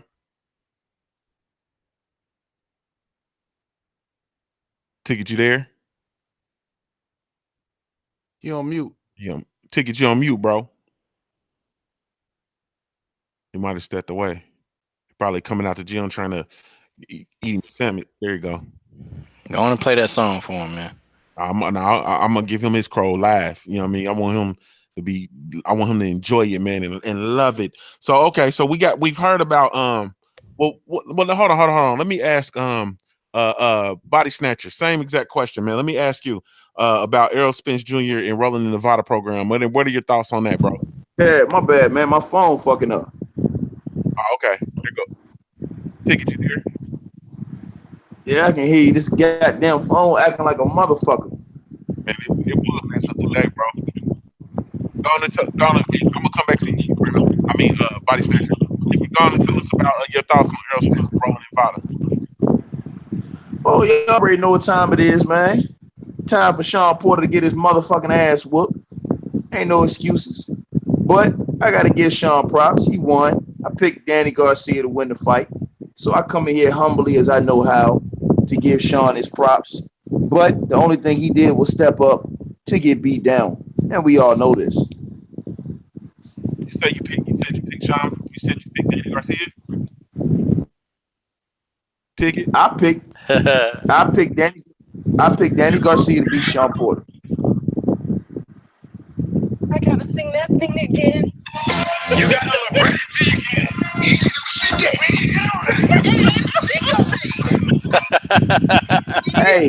Hey, look. Hey, check this out. Roast. Hey, check this out, y'all. So check this out. You got me right. You got me right now, right? Yeah. But y'all, where y'all was at when Robert Easter Jr. got his motherfucking ass whooped by Mikey Garcia? Oh, you see that 78? You see what he just did, bro? He pulled a deflection tactic. Hey, look, we 1-1. We 1-1. You pulled that Trump on us. Hey, look, I ain't pulling. Hey, we can't say Trump because that motherfucker, he's somewhere else. Right. I just pulled out the ace on your ass. Hey, man, bottom line is this, man. Ticket TV. Come on. Kenny got to make the fight, man. Kenny make the fight. That's it. I ain't going to go too hard on you today, Kenny. Not on the Smoke City. Just make the fight, Kenny. You know what I'm saying? Don't stall out. Ain't no fighting one time a year, Kenny. You a champion. You know, so you got a WBC strap. You got to step on up. You know what I'm saying? I know one fight a year, and Sean's only going to fight one time a year for the rest of his career. That ain't going to cut it. Y'all got to go ahead, get on in the ring, and face your fears, man. You know what I'm saying? Sparring tape has been seen. The word was Errol Spence was putting foot all up Sean's ass in the sparring tape, and that sparring tape mysteriously was taken offline. We are trying to acquire the sparring tape right now so that we can see the exact reason why, the negotiations don't seem to be as easy as Sean Porter said they would be at the end of that fight. Like I said before, I give Sean Porter a lot of respect. He works hard. He's a consummate professional. He does what he's supposed to do as a fighter in the ring as far as, take care of himself. He goes in to win. He brings hard passion and desire to his fights. My only problem is that he ain't had that same energy that he had with Adrian Broner. They didn't have that same energy they had with Keith Thurman. They didn't have that same energy they had with Danny Garcia with Errol Spence. Errol Spence got in the ring and they said, "Hi, sir." I never heard no shit like that before in my fucking life. And it was a whole lot of politeness when it comes to Errol Spence Jr. And I just don't like that. I want to keep the same energy when I see these guys fighting other guys because of the simple fact that we just want to see the best fight the best. And if Sean Porter beats Errol Spence, man, listen, Kenny, you got it. I come on here and say you're the best goddamn trainer in the last fucking 25, 30 years if you beat Errol Spence. And you got it. But we already know it'll be man down. It'll be a massacre. And that's all she wrote. So all you clowns that was hating, You understand what I'm saying? Running your mouth, talking this dumb shit about Earl Spence not testing. What the fuck do you have to say now? Take every motherfucking seat in the house. How they gonna explain this ticket? They can't explain it, coach. You know the fuck going on, coach. Coach, they can't explain it, man. They can't explain this shit, coach. I mean, you got motherfuckers saying, oh, well, I know it's said it on the website, but does that mean it's official? Bitch, sit your punk ass down. You know it's official, motherfucker. Sit your bitch ass down. The man is testing. All y'all that been talking that dumb shit, be quiet. The bottom line is this. Earl Spence gonna beat the Kango off Kenny. He gonna knock Sean Teeth grill back straight. He gonna line his grill right, and it's just gonna be all she wrote. Period. That's all I really got to say about it. If they win, then I will come on here, and as much shit as I've been throwing towards Kenny and Sean, hey, they'll get all time praise from me. But you got to fight first. I'm gonna go over here to body snatcher. Body snatcher. Same exact question, man. Your thoughts on Errol Spence and Rolling Nevada, bro?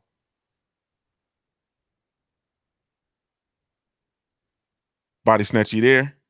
You on mute if you there. Body snatcher, probably somewhere training. Well, okay. Cali Enigma, you there? Yeah, I'm here, man. All right. So let me ask you this, bro. You ready for this? Yes, sir. So we've gotten word of Keith Thurman returning to the Wild Fury undercard. Right. What are your thoughts on that, man? Oh man, that's a good thing, man. It makes the Wilder Fury undercard worth it, man. Like I said, man, it's usually we have terrible fight cards and or said terrible undercards, no names on the undercards, and it looked like the PBC is going to go the other way. So that's always a good thing, man. I think it's good to see the return of Keith Thurman. It also takes the pressure off of him too a little bit, man, because he's not the main event. I heard that it's a possibility that he may be the co-main event, but he's not the main event. So it does take some pressure off of him, and it does put him right back in the thick of things. So especially if he can go in there and blow away his opponent, knock the rust off, people will be reminded that Keith Thurman is still one of the top dogs, and that's a good thing for the welterweight division. And I just want to see him fight the best. I want to see Earl Spence versus Keith Thurman, or Keith Thurman versus Bud Crawford, or the whole nine, or just I just want to see a bunch of fights. I mean, all those dudes could fight multiple times, man. And it's, to me, the top three dogs, especially Keith Thurman comes back in it, and he's himself. He's one of the top three dogs, and if he will be the man, at least until he fights Earl Spence. Well, the winner of that fight will be the man of the division. And that, no disrespect to Bud, unless Bud can get a fight with Keith Thurman or Earl Spence first. If Bud would have won, then he would be the guy. But Bud is not going to get those fights, in my opinion, right away. He's gonna. It look like Earl's gonna pile up all those victories. I mean, I would love for Bud to get in there and split it down the middle, so it's not just Earl Spence with the impeccable resume going into the Bud Crawford versus Earl Spence Jr. fight, because I think that's going to be to Earl's advantage, the fact that he's faced stiffer competition at the welterweight division. And if Earl could take a punch from Keith Thurman, then Bud ain't going to be able to hurt him at all, man. Bud is going to have to come with a game plan to just completely out-slick Earl Spence. That's going to be tough, because Earl Spence cut the ring off probably better than anybody in the sport of boxing. But if anybody can do it, Bud can. So, but at the end of the day, though, man, Keith Thurman being back definitely makes things a little bit more interesting in the welterweight division. It puts another top dog up there, and it makes for, like I said, a lot of interesting fights, man. But him being on the undercard of Deontay Wilder, that's a good warm-up for Wilder versus Fury. And at the end of the day, we all want to see Wilder flatline Fury. No disrespect to Tyson Fury. I like Tyson Fury, but I'm ready for Deontay Wilder to flatline him, and then go ahead and flatline, the old juice head. Well, I shouldn't say juicing, because I don't think he's juicing, but then flatline Anthony Johnson. Anthony Johnson. He don't get his real name until he get in the ring with Wilder. I'm tired of dude discussing Wilder's name without actually fighting him, knowing he fighting Dillian White in April anyway. But like I said, going on the tangent, Keith Thurman in the welterweight division. The return of Keith Thurman is a great thing. Hopefully, he returns back with no any type of setbacks or anything like that, man. I want Keith Thurman to come back with vengeance and to blow away his opponent, and we can work on Keith Thurman unifying the titles with Earl Spence, because I think Earl's going to beat Sean Porter, man. But maybe I'm wrong. Maybe Sean Porter surprises everybody. I don't think so. But you can't just completely write off Sean Porter. But I don't think he's going to win. But Keith, like I said, Keith Thurman returning back, great thing. Earl, let me touch on this, though, too. Earl Spence Jr., enrolled in Nevada, is a great thing because there's been a lot of you haters out there. You know who you are, cutting tons of videos on a regular basis, shitting on Earl Spence Jr., talking about, well, you know what they're talking about his nipples, talking about that he on roids. Dude been in USADA, with USADA since the Olympics. Now he's getting tested by USADA and VADA. Shut the fuck up. Matter of fact, congratulate Earl Spence Jr. If you're not going to congratulate him, then kick rocks, man. Don't talk about him anymore. Because, I mean, it's ridiculous, man. It's like, man, and your hate has been unreasonable. You're going to hate Earl Spence Jr. You know, he doesn't have to be your favorite fighter, but God, good Lord, to trash him, you're going to trash a guy trying to fight the best. You're going to, big up guys ducking him, but trash Earl Spence. Makes no sense whatsoever, man. Salute to everybody, man. He's the black guy. We know this. He's the black guy that's beating people. That's just how it is. I'm gonna go over to Fanon. I got a question for you, Fanon. So, Fanon. So we saw Fanon. You there, bro? Yeah, I'm there. Okay. So we saw AJ and his, I call it a jingle, but he had his quick interview with Blue Blood Sports TV before what happened. I want to know your thoughts on that interview and that particular situation. Man, God, man, AJ is a tough situation for me now, man. Because honestly, I just don't. I'm beyond saying I don't care about him to really not caring about him.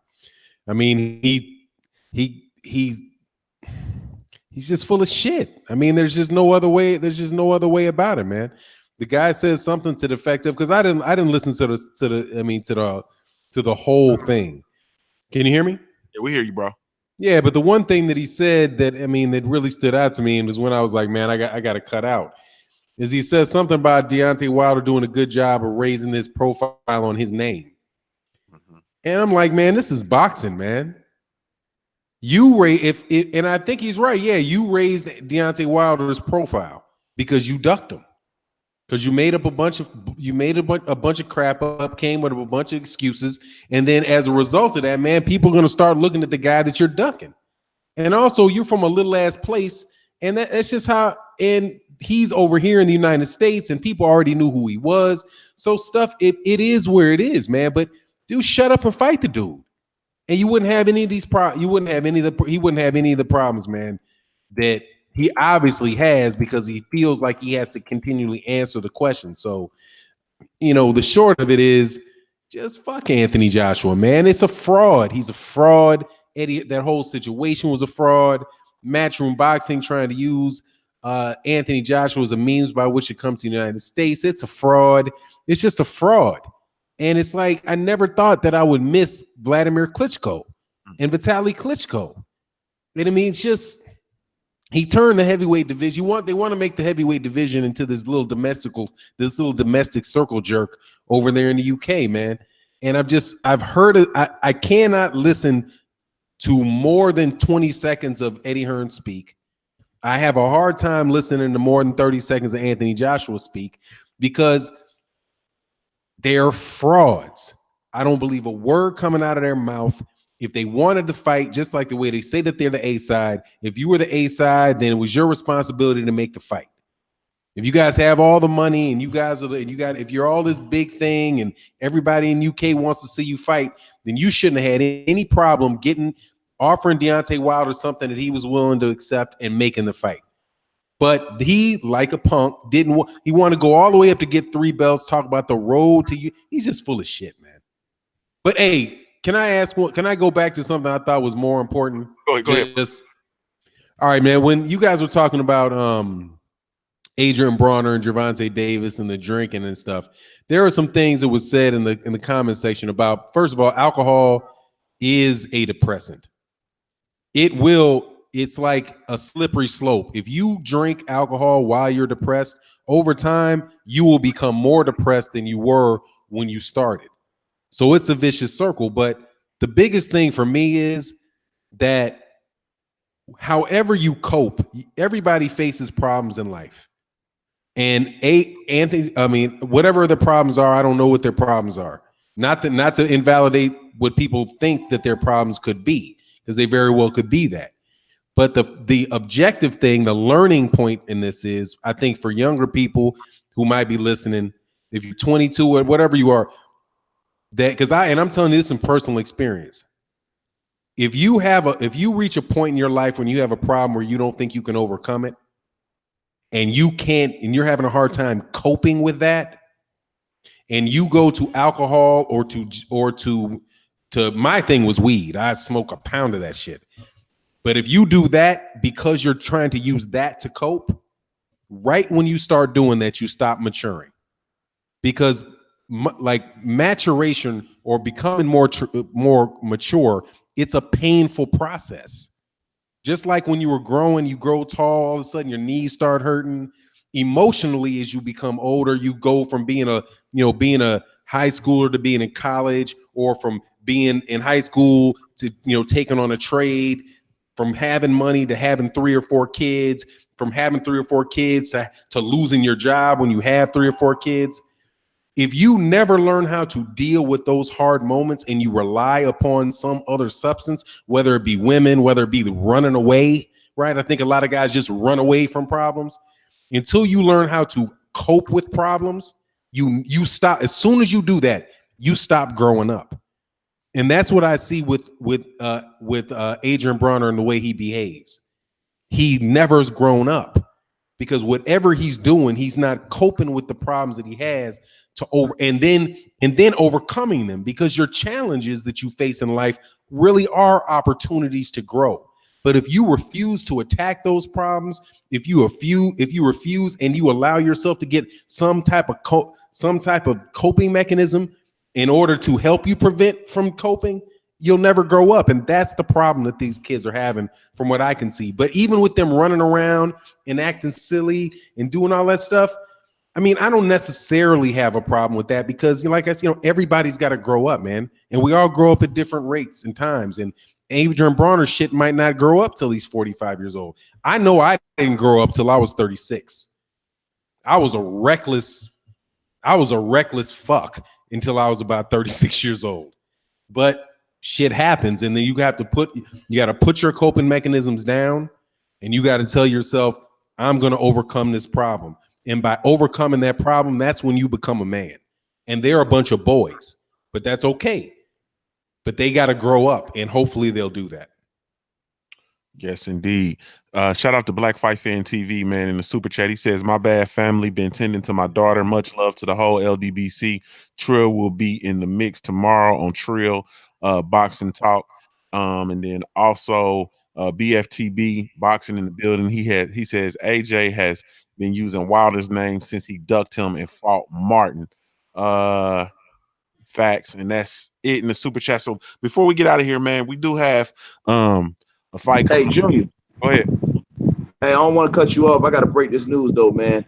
Barbershop Conversations just dropped a video saying that Eddie Hearn is going to offer Sean Porter a massive deal to come over and hide out on the zone, man. Listen, I'm going to say this. Jesse Vargas, we already know he's in the 3rd place. He had been elevated, so basically he'll be the mandatory for the WBC, man. He's over on the zone. My whole thought was, the plan was to get Danny Garcia to go on over there. I thought Danny Garcia was going to hide out and take that fat payday and go over there. Now with this situation with Sean Porter, man, I'm going to say this, man. If Sean Porter goes over to the zone, man, everybody needs to boycott Sean Porter. I don't care who's friends with Sean Porter, what. If he finds any way, shape, or form to duck this fight with Earl Spence next, man, it's over for him, man. I already have my feelings about particularly Kenny. That's what my feelings are, because Kenny runs the ship over there. You know what I'm saying? But, like I said, we haven't seen the same energy from those guys. We haven't seen the same anxiousness. And also, Barbershop Conversation said on my channel last night that the feeling he got from being out there was that they really don't want the Earl Spence fight next, even though they said it. They would like to fight a different fight, a mandatory or something else, before even thinking about Spence. But, you know, this is my thing, man. If he goes it his own, man, I'm done with that motherfucker, man. I mean, Al Heyman out here showing these dudes, giving these dudes all these $1 million paydays, putting them in position to fight for vacant belts, showing these dudes how to get money outside of boxing, how to invest their money and all kind of shit like that. For if you go turn your back on Al and go sign with Eddie Hearn and go hide out with the belt, man, it's just, you know, all of this shit people say about, oh, well, you guys kiss Earl Spence ass and all this other shit. Listen, man, it's real. You can't fucking deny it after that shit. So if that shit happens, man, I don't want to hear nothing else from nobody else. You go home, son, you're done. That's a fact. That's a fact. So we got this fight. I just saw that. I saw that as well. I'm gonna go watch that video as soon as we're done here. So we got this weekend, Ashley. I see you in the building. Go be sure to go subscribe to Ashley's Corner. Sisters in the building. LDBC representative. So we got this fight this weekend. I know we're not really, you know, talking about it, but we have the Abel Sanchez and the fake Mexican versus the redhead cheetah. So I'm gonna go over to 78 Sports TV. I want to hear your thoughts about this fight, if any. Yeah, man. Well, I thought I was picking Canelo to win, man, but motherfucker looking mighty skinny now, man. That motherfucker looking mighty skinny without that shit, man. Like, yeah, that's like, I gotta see how he looking the way in, cause this motherfucker he looked like a plain Jane, no juice. It looked totally different from the first fight. Like, this don't even make sense. He supposed to be getting bigger and stronger as he fill in to his weight, but that shit ain't looking right. Something ain't looking right. So I don't know. I mean, Triple G might beat his ass. I don't know, man. I really don't care who win the fight, but you know what I'm saying? I'm rooting for Canelo to win. I got my reasons. You know what I'm saying? I don't like the fake shit with Triple G. I don't like the notion that Triple G is on his 20th title defense and he about to break Bernard Hopkins' record and all this. I don't like that shit because it's fake. It's lie. It's a distortion of actual history, and he gonna get away with it. You know what I'm saying? So I don't like the fact that they keep saying Canelo ran from him the first fight, which is a lie. He didn't run from him. Canelo ain't got legs like that to run from this dude. He was right there to fight. He just fought slicker. He fought a smarter boxing match. But, you know, Canelo without the juice, I don't know how he gonna be. You know what I'm saying? So we'll see what happens, man. Yes, indeed. Shout out to BFTB boxing in the super chat. He says, I got the redhead cheetah. Yeah. Hey, I don't know, but let me go over to World Breaker. I'm gonna bring it over to you, bro. Same exact question, man. The fight this weekend. Do you got Abel Sanchez's fake Mexican or the redhead cheetah? Well, skill wise, I have to go with the redhead cheetah, the blunt burrito. It is what it is. This is the thing. Triple G is a creation of HBO, and the fact that Triple G has taken a fight with Canelo, and people can say that he's trying to cash out, he's trying to live it big or whatever it is. He won't fight the people in his division that are credible, that would make him and lend to the fact that he's the best of his era in his division. He's a coward. He's a creation. Abel Sanchez is a pathological liar. And I'd rather see them lose than win. I honestly feel that way. Canelo has the better resume, even though I don't think that much higher of Canelo. And if Canelo really is at 156 pounds, 157 pounds, which is what I'm thinking he's going to be at the weigh-in, so be it. He deserves it. That's what happens when you can't say no to drugs and they test you and they pop your ass. Bottom line is, I think Canelo wins on points. If Canelo can knock out Triple G, I'd be shocked. I'd be totally shocked. The real question is what happens after the fight. Are they going to go for that additional rematch, which is what I hear Oscar De La Hoya is talking about, or will Canelo or Triple G actually fight the real competition at middleweight? That's truly the question to me, because in my opinion, nobody touches Charlo. I think Charlo blesses people with rocks. And if this guy's knocking people down with a jab, what is he going to do to a Canelo or a Triple G?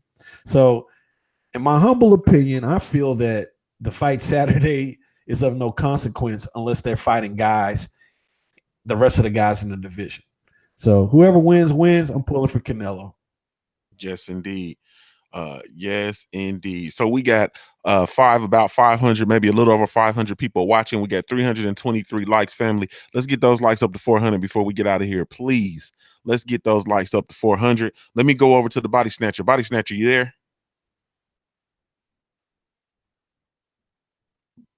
Man, Body Snatcher must have logged out. Okay. So let's go over to CB. CB, let me ask you. The fight this weekend. Do you Oh, go ahead. Okay, Keith Brown. So let me ask you, the fight this weekend coming up. Boy, you ran back to the phone. So we got the Abel Sanchez and the fake Mexican versus the redhead cheetah. Who you going with? Man, this weekend right here, you talking about? Yes, sir. Man, I'm going with the redhead, man. Yeah, I really can't stand that. Triple G, man. I hope Canelo just got his stamina up and give Triple G that work. Yep, straight to it. Oh, my brother. And that's all you had to say about that?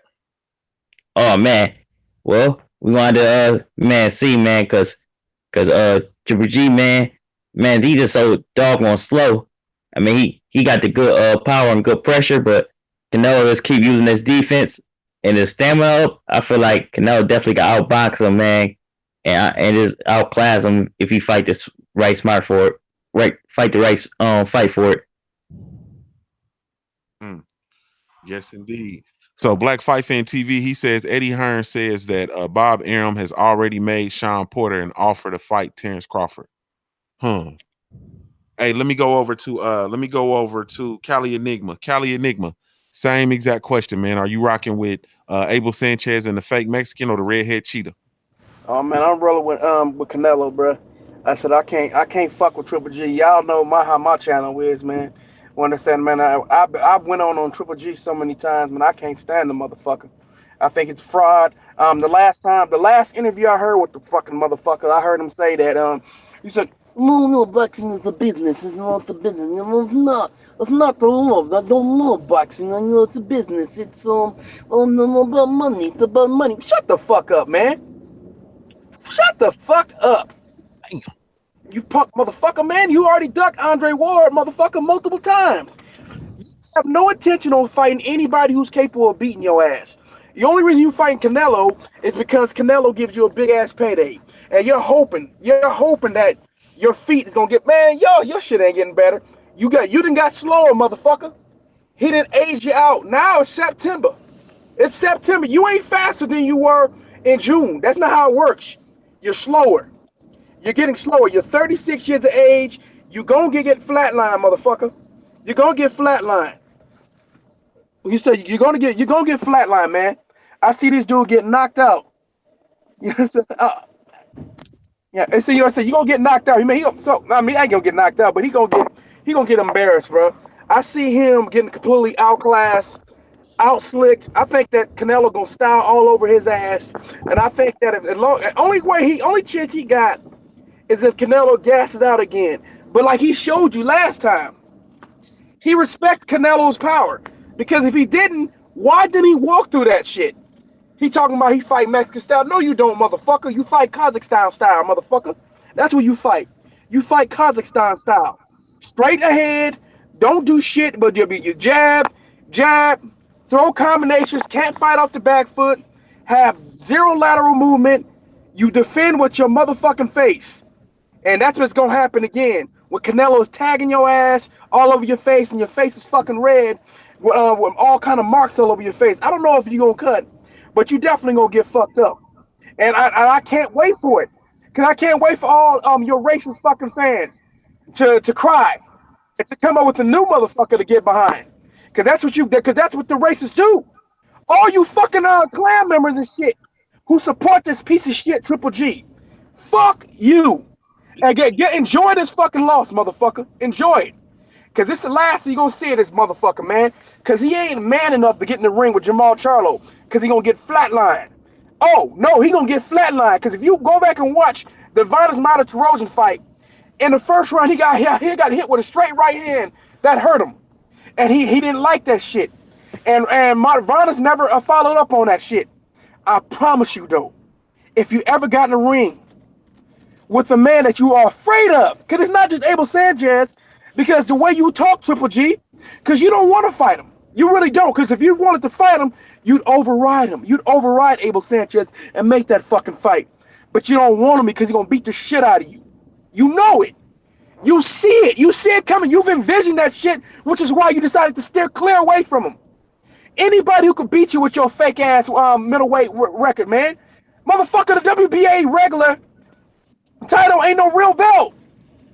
The interim title ain't no real belt, bruh. You ain't the real fucking champion. You weren't the real champion. You were upgraded. The only champion that you beat was a piece of shit and David Lemieux. He ain't shit.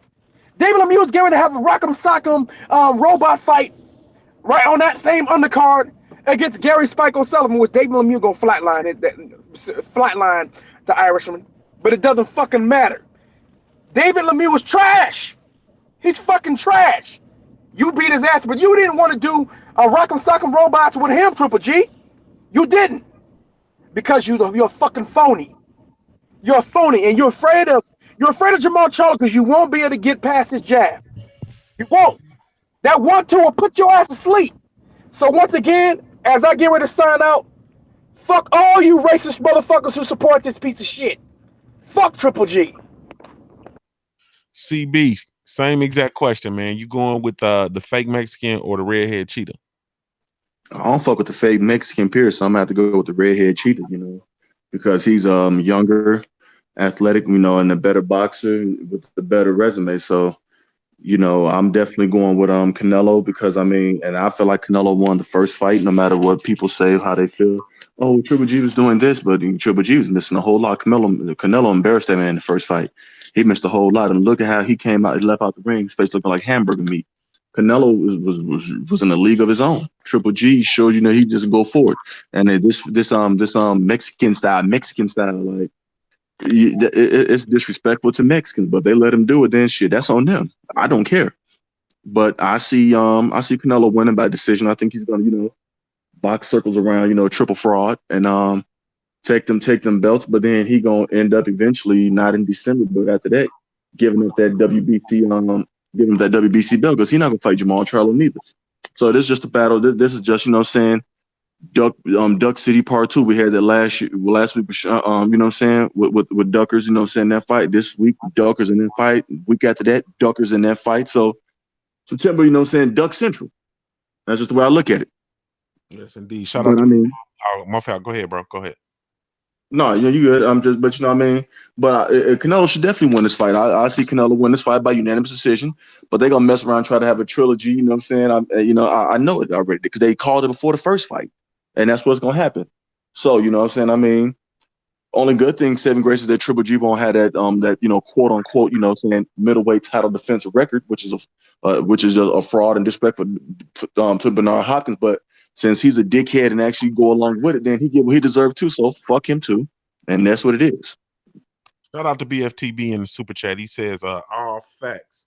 Let me go over to Fanon. Same exact question, man. You got the redhead cheetah or the fake Mexican?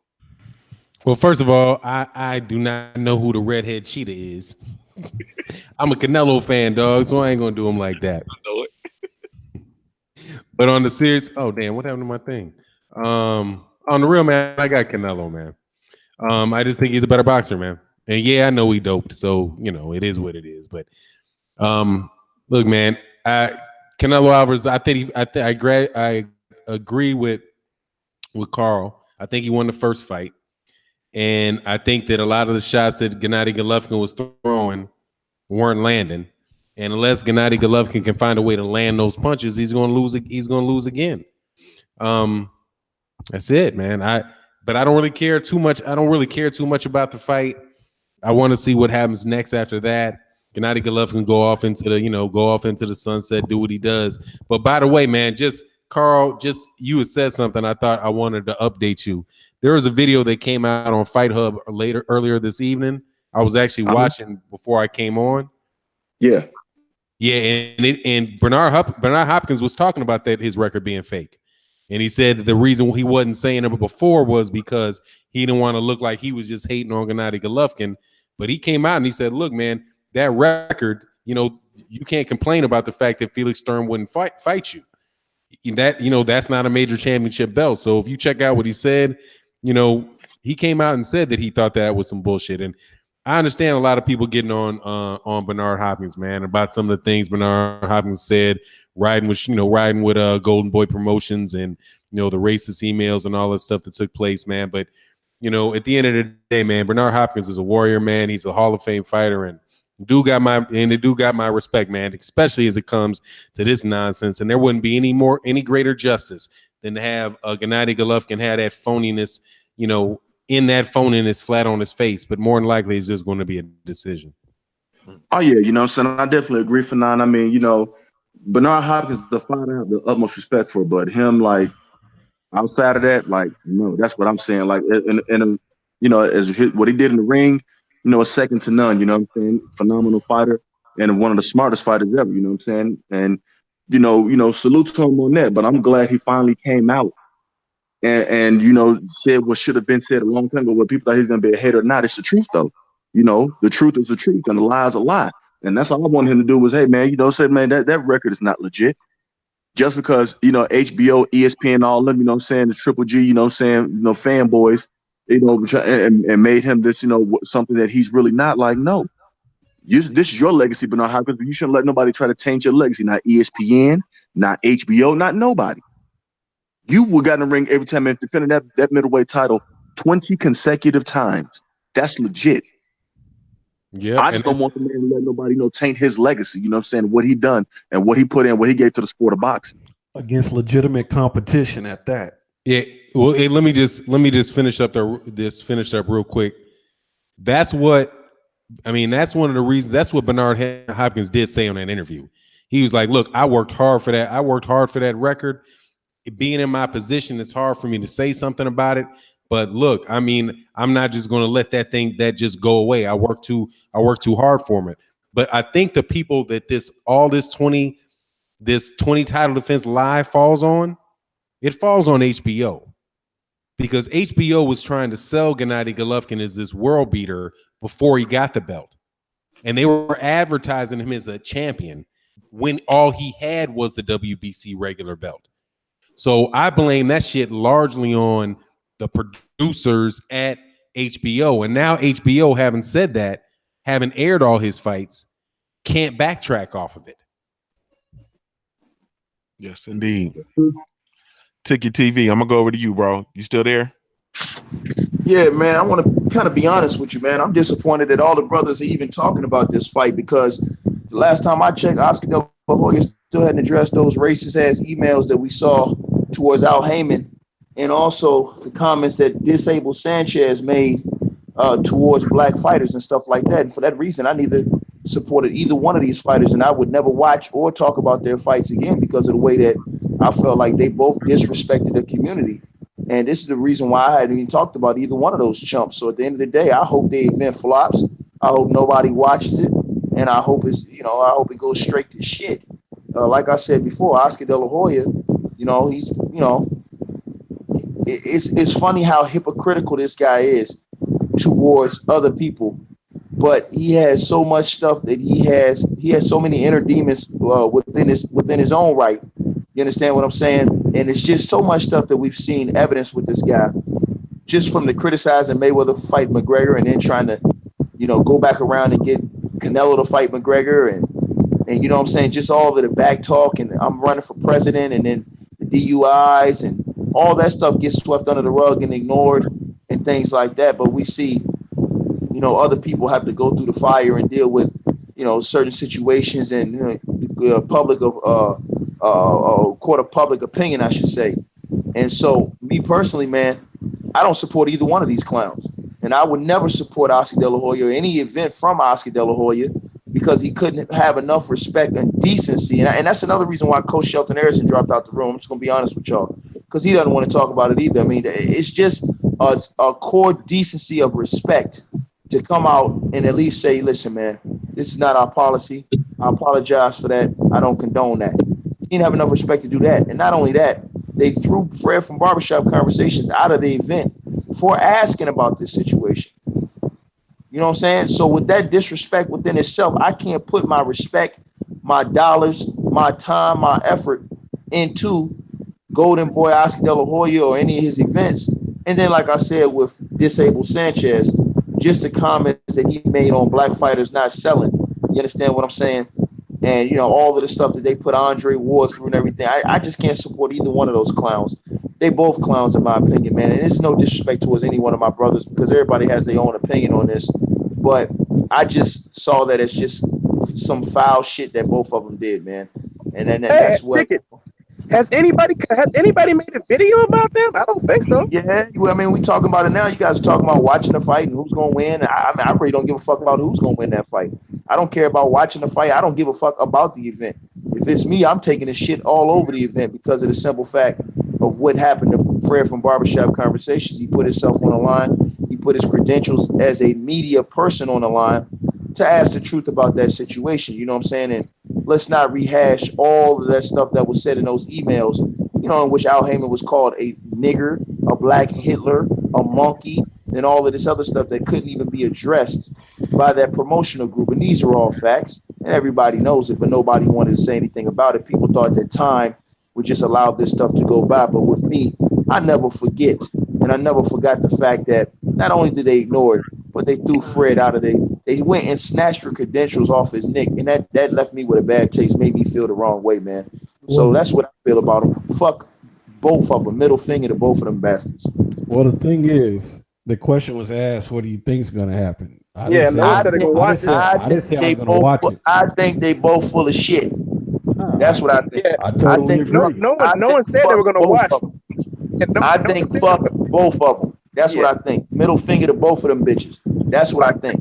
Black fighters don't sell. Black fighters don't sell. Black fighters don't sell. And Al Heyman, Hitler, black Hitler, monkey, nigger. That's all I need to hear. You know what I'm saying? Fuck each and every last one of them. That's my opinion on the shit. Yeah, no one, like I said, no one on here said they were going to watch. Everybody just gave their opinion about the fight. I'll go in and I'll say, for me, I put it on the agenda, and I did definitely want to bring it up, and I did definitely want to hear those thoughts, and to each his own. You know what I mean? I understand 100%. I also have gone on and campaigned for not supporting Golden Boy, as well as, you know, I think you got to be. Yeah. No, my only thing is, Junior, and I respect you. I know that you got to do that for the boxing fans in general. It's just my thing is they don't respect us. And when somebody don't respect us, I can't respect them. It's just like the NFL, man. They don't respect us, man. So I can't watch that shit. Right. You know what I'm saying? And I lose respect for people that I see watching that shit because of the way that they blatantly treated people like our own, man. And with the shit with Oscar, the shit hit home so much because of the way that they did when they did what they did to Barbershop Conversations. When I seen that video, that's the shit that really fucked me up with them. You know what I'm saying? Like that's what made me say, you know what? Fuck those guys. And then when Abel came out and said black fighters don't sell, okay, well, guess what? You won't be getting this black dollar or black tension or black speaking from my channel. So that's just how I feel about it. But I got love for all my brothers in the chat room. It's no disrespect to you guys. It's just that I want to remind everybody what these two clowns are all about. Justin March, shout out to Justin March in the chat room, and that was basically my point that I wanted to close out, and I wanted to go out on this point. Justin March says, "I forgot that they were fighting this weekend," and you know why you forgot they were fighting this weekend?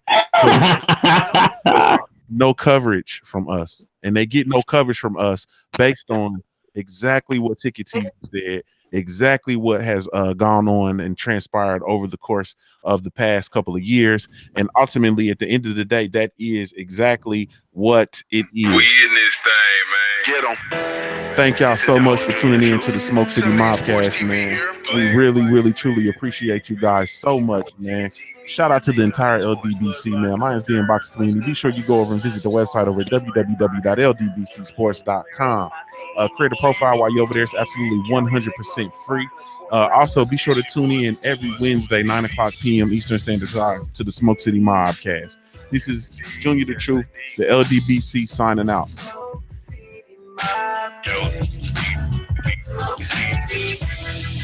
City. Yes, indeed. Yes, indeed.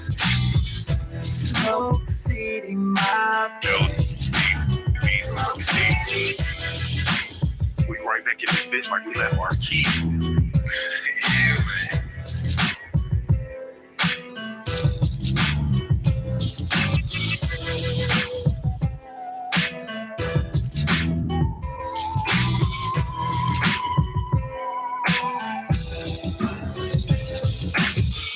Smoke City.